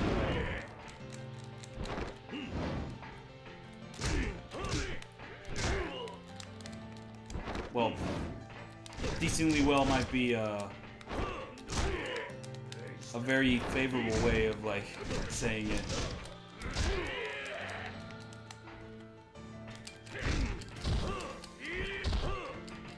Oh wait, does your kick have iframes, or did I just space myself out enough to like avoid that?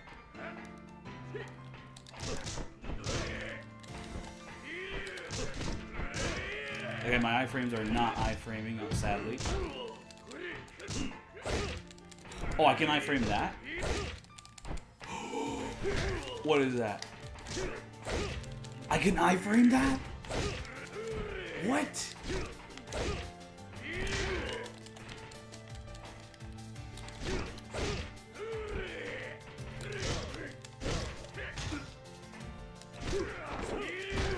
Well, I can't iframe the dodge moves. Not sure when he starts doing them. I guess he does them now. Boom!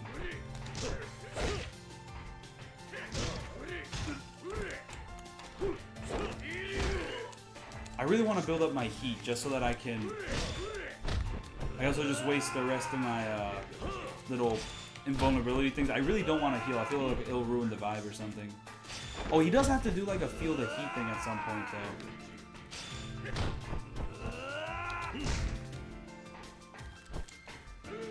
Not sure when he does it though.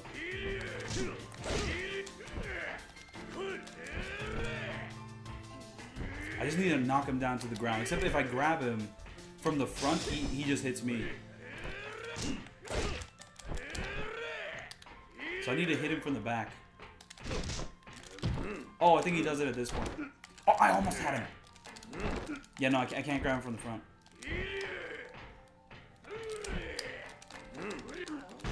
Yeah, he just does that, and I guess I'm gonna... Oh. Fuck, if only I actually had heat. Damn it. Is that you have to, like, tank a hit in order to, like, take him down at that point. Don't I have another weapon? I actually don't. I could just use a healing item and pretty much get it over with. Man, it wouldn't be the same, would it?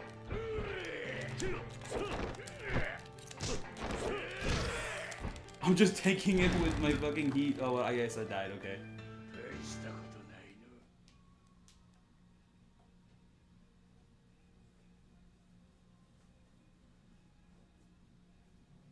Alright, so let's just play him with the strategy I know now that your heavy attack, like your first heavy attack, can actually fucking just tank it if he does a certain thing, of course. If he dodges, that's a whole other thing, but I could probably just block.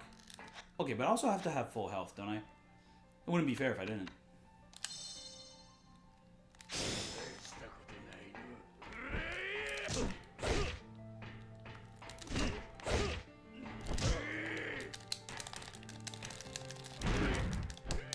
Damn it, I had heat and he just immediately gets rid of it. He eviscerates it.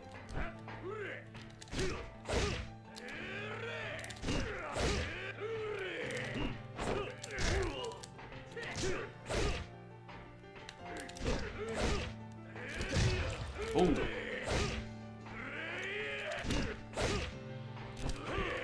It's probably also useful for the Coliseum.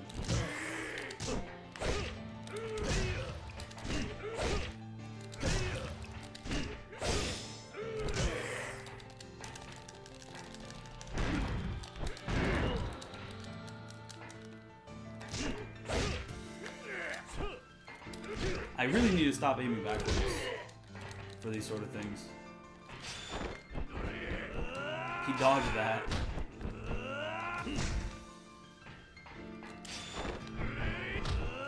I still hit him though, nice.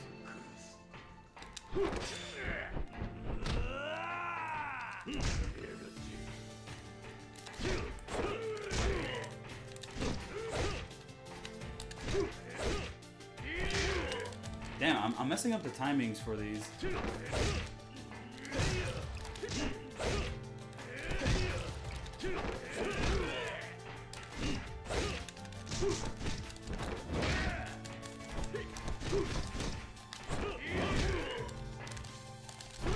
He needs to stop doing that. I hate it. Oh, QT. Please. Oh, I fucked it up. So I don't get to do the sick damage.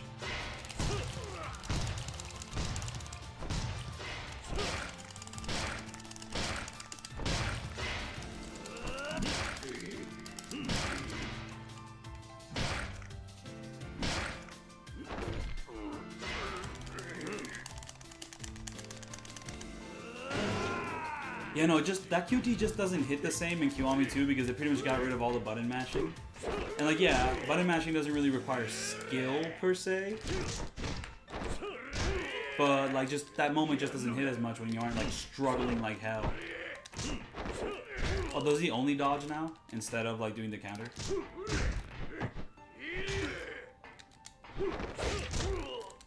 Okay, he's hard now because he's got the big old aura.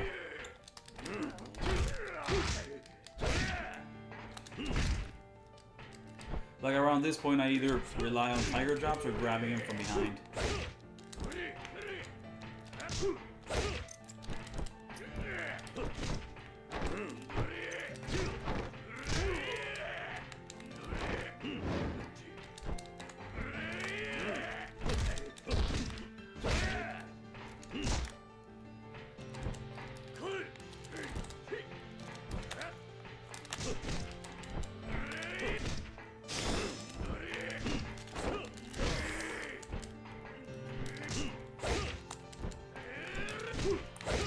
can actually land these attacks. So what? I can do a much better Ryuji no damage with like what I know now. What?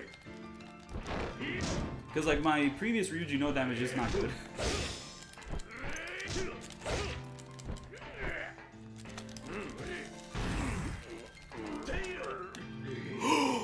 Oh, that's insane. That's an insane way to go about it. I tanked this hit, I kicked him, and it pretty much like goes straight into the final hit. It's gonna be triangle. If I fuck it up, I'm gonna be so sad.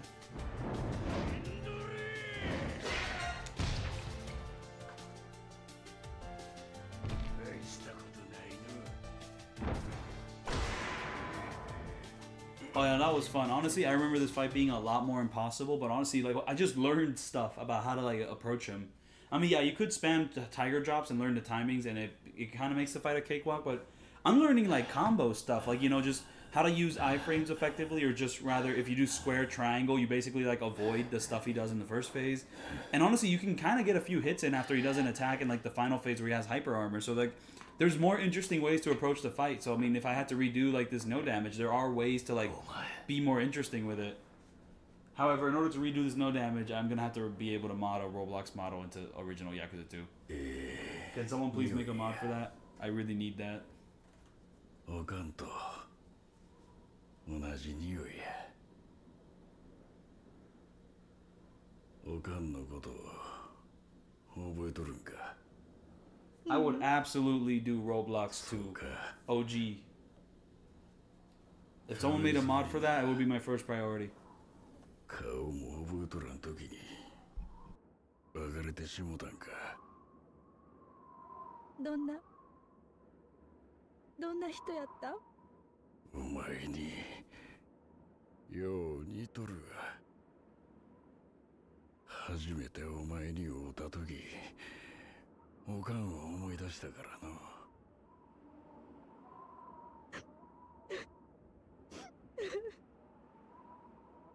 こないに可愛い。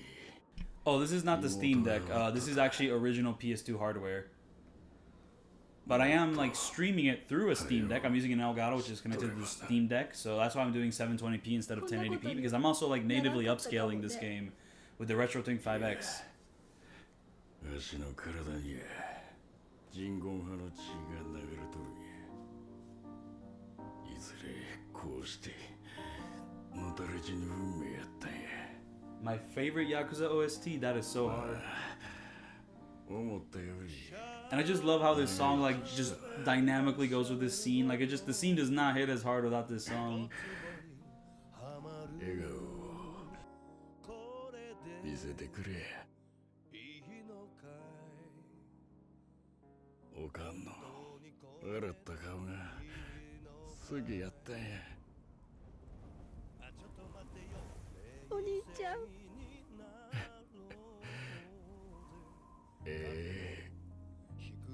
顔や。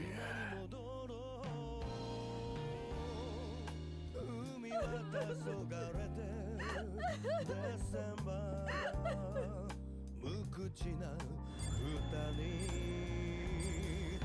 流れ流され。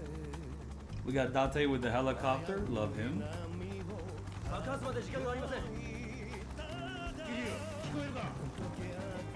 And Haruka got invited this time. That's fun.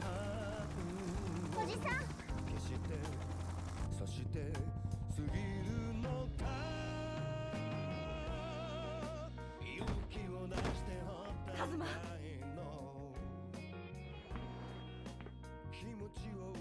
早く逃げないと危ないわ。お前だけ逃げろ。何を言ってるの？俺はもう動けない。諦めないで、私が背負っていくわ。お前だけ逃げるんだ。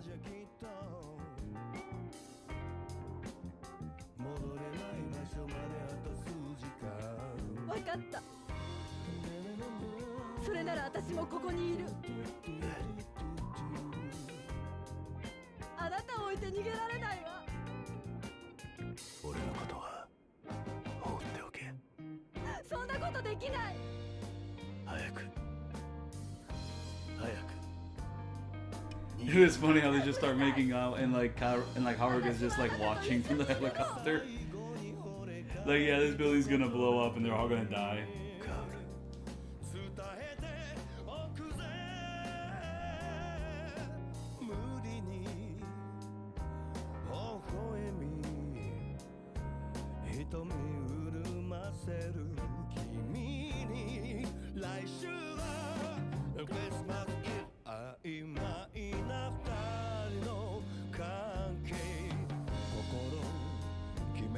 Yeah, no, they're just friends. I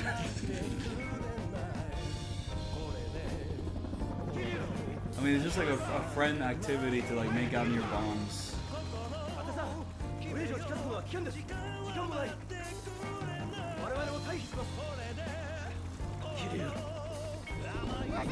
What was Terada cooking this whole time? Like, why couldn't he have been more straightforward about the bomb? Because he wanted to like trick the one Omi guy, who just instantly dies when Ryuji caps him off. Like, there was like a tiny bit of deception with like Terada's last words so that the other guy didn't catch on, but the other guy just fucking dies because Ryuji just gets up and blasts him. Because every single other person doesn't need to be like lied to. He wants Kiryu to know that the bomb's a fake. He wants Kaoru to know that the bomb's a fake. I don't know how he feels about the chairman. Literally the only person that he's trying to trick immediately dies a minute after. But mind you, he couldn't have known that Ryuji would just fucking get up and beast him. So there's that. 怖いか。うん。でもこんなにあったかいのは初めてや。Oh wow, referencing Yakuza 8 this early on. That's great. They really planned everything out from the beginning. Ain't that nice?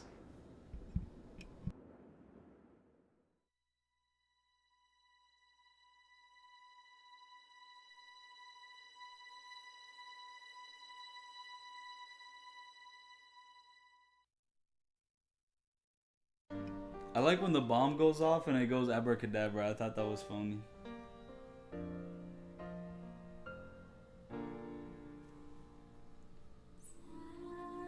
How can it be a silent night if a bomb went off? Yo, like, what are you talking about? Like, this is a huge improvement in Kiwami 2, because like, come on dude, read the room. Like, a bomb just went off. Why are you playing Christmas music? Like, what is this, a Christmas game? Oh, Suda 51. He got to be like a masked Yakuza. That's fun.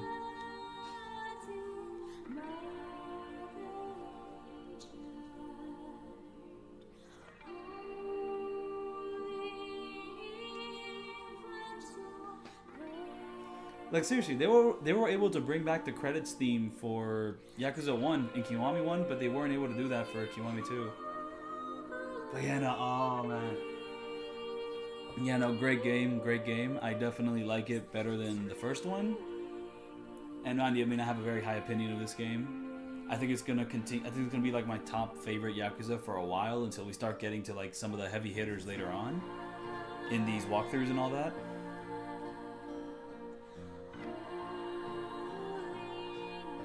We got the sound team here. Hidenori Shoji, if I'm saying his name right. Goated. Love that dude.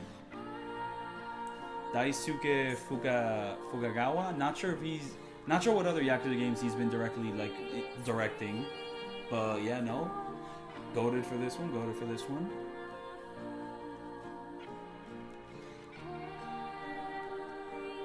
But yeah, no, favorite Yakuza song. That is so hard. Like, that is so hard. Because, like, what are we talking about? Like, boss fight themes, like, normal music, cutscene music, side story music. That's fucking hard. I mean, like, Yakuza 1, like, Turning Point, fantastic song. Yakuza 2, and also, like, you know, The Funk Goes On, classic battle theme. Yakuza 1 soundtrack, just in general, is, like, mostly a masterpiece all around. But the one thing about the Yakuza 1 soundtrack is I do think it gets overused after a certain point. You know, like, so many fights kind of had the same theme. So that gets a little annoying, even though a lot of the themes are fantastic. And Yakuza 2, honestly, I'm not sure if it has as many bangers as 1, but it has so many bangers. Like, the general, like, combat themes, I think Yakuza 1 has some of the more iconic ones, but Yakuza 2 still has some really good ones, and it has a ton of iconic stuff. Crazy Ken Band, there they are, fuck yeah, love these dudes. Love these songs in this game. Like, Yakuza 2, like, Ryuji's battle theme, Evil itself, like Terada's final battle theme, the final battle theme, A Scattered Moment. And like the cutscene music, the scene where like Kato's going down the elevator, like holy shit, a ton of great tracks. And Kenzin, Kenzin has a fantastic soundtrack too. Bloodmaker, fantastic general combat theme, even like boss fight theme. Love that. Not sure, I don't think it's called Bloodmaker, it might be called something else. But like the one that starts playing for like the random ninja you fight in a burning building, I think that's the boss fight you fight. Yeah, that soundtrack goes insane. Love that a lot. And Kenzin, like the final long battle theme, that shit is fucking epic as hell. Love it a lot. Ooh, wait, no, if I'm talking about Kenzin, like Baile de la Mariposa, oh my goodness. Oh my goodness, that's an incredible track right there. And then for Yakuza 3, I mean, I feel like we all know Yakuza 3 is filled with bangers.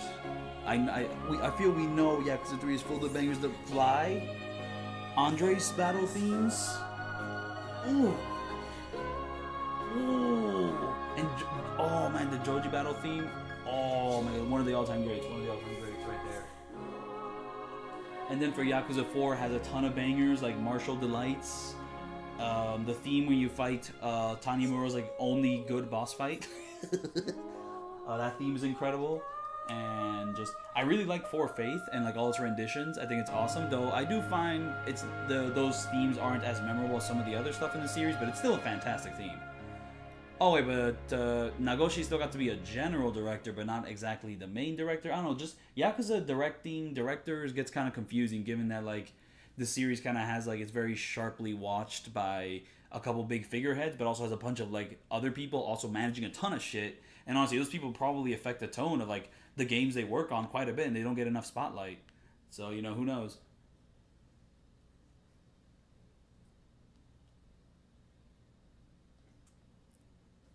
ありがとうね。私、ずっと I like how the game just kind of tells you, oh yeah, they're probably dead. But 寺田 no. のおじさん、本当にありがとう。あの爆弾が偽物だったとは。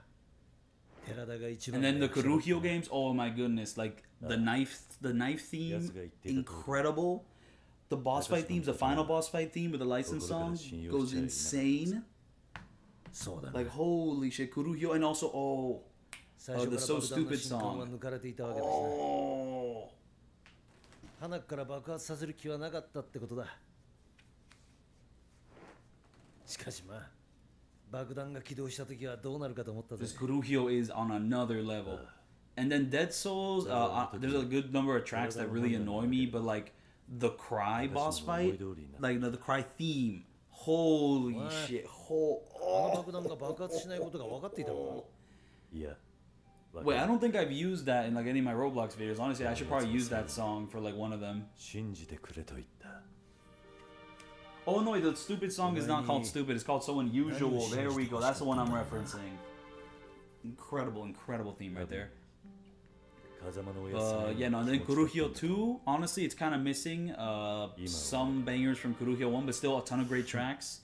The one that references like the Naked Panther track from the first game, but kind of like does a new rendition of it in 2, goes fucking insane. It just brings the hype levels of that fight to another level. And honestly, I think Yakuza 5 is probably one of my favorite soundtracks. Just like it has a very like acoustic vibe to it a lot of the time, like a lot of guitars. Just the theme for Victory Road in 5 is one of the best in the franchise. I love that so much. It's just such a shame that every single Victory Road fight is like the most nothing fight ever. You just demolish every opponent you fight in Victory Road. Oh my goodness. And Ishin, I think Ishin has one of my all-time favorite soundtracks as well. Just all like the like more old-timey renditions and like instruments, but still with a rocking guitar, and also has like the best final boss fight theme in the franchise. Though, however, some of these newer games are kind of giving you competition for that. Oh yeah, and the Baba theme in 5 is incredible. The final boss fight theme is incredible. Ishin, but Ishin's soundtrack is also fucking crazy. And Zero maybe could get a little bit overrated with the soundtrack. There's a few tracks that like don't bang that much after these years, but there's also so many bangers. And I mean, the game's over. The game's over. Look at that. We're not. Oh yeah, Receive and Slash You. I love that rendition of Majima's theme is probably one of my favorites. Temporary easy uses, none. Retries, 11. Food completion, 2%. Drink completion, 2%. Side mission completion, 15%. Hostess completion, 0, because we don't fuck around with that. Coliseum completion, 21%. Locker completion, 53%. Heat action completion, 46%. If you want to do an 100% run, you need to do a lot more than what I did in 22 hours. 22 hours of a fantastic game. 1 million yen for my new game plus. That's going to make my hard playthrough a lot easier. Okay, but should I save in a new file? Yeah, I mean, I'm not really going to like revisit my normal file. If I'm going to revisit this game at all, it's going to be to just finish up my hard playthrough. Oh, wait, in order to play hard, wait. I think that, wait, hold up. I'm curious about this. Am I allowed to use my normal save file to do New Game Plus on hard? Or do I have to start from the very beginning on hard?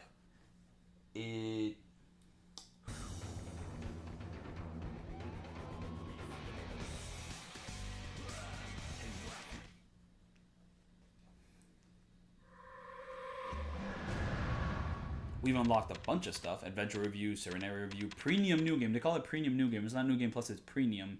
The extra word still starts with P. It's just that it's at the front instead of the back. Oh! You can do hard with your Premium save file. But we're not doing that, are we? It's done. Adventure Review, Scenario Review. Okay, I guess Adventure Review means you get to explore the open world at your leisure. Scenario Review means we get to revisit cutscenes we didn't see before. And hey, I actually skipped a cutscene in this entire walkthrough, so guess what? We're gonna watch that cutscene. You really thought I was going to go this entire walkthrough and not watch this cutscene? I skipped it by accident, but I can always revisit it. We're here. Stream's not done.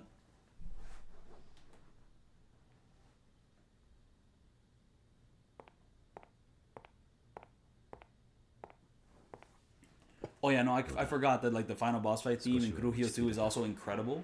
I think I like that one better than the Kuruhyo 1 like boss fight theme. I mean, I think you also get to hear the lyrics during the Kuruhyo 2 fight, if I'm remembering that correctly.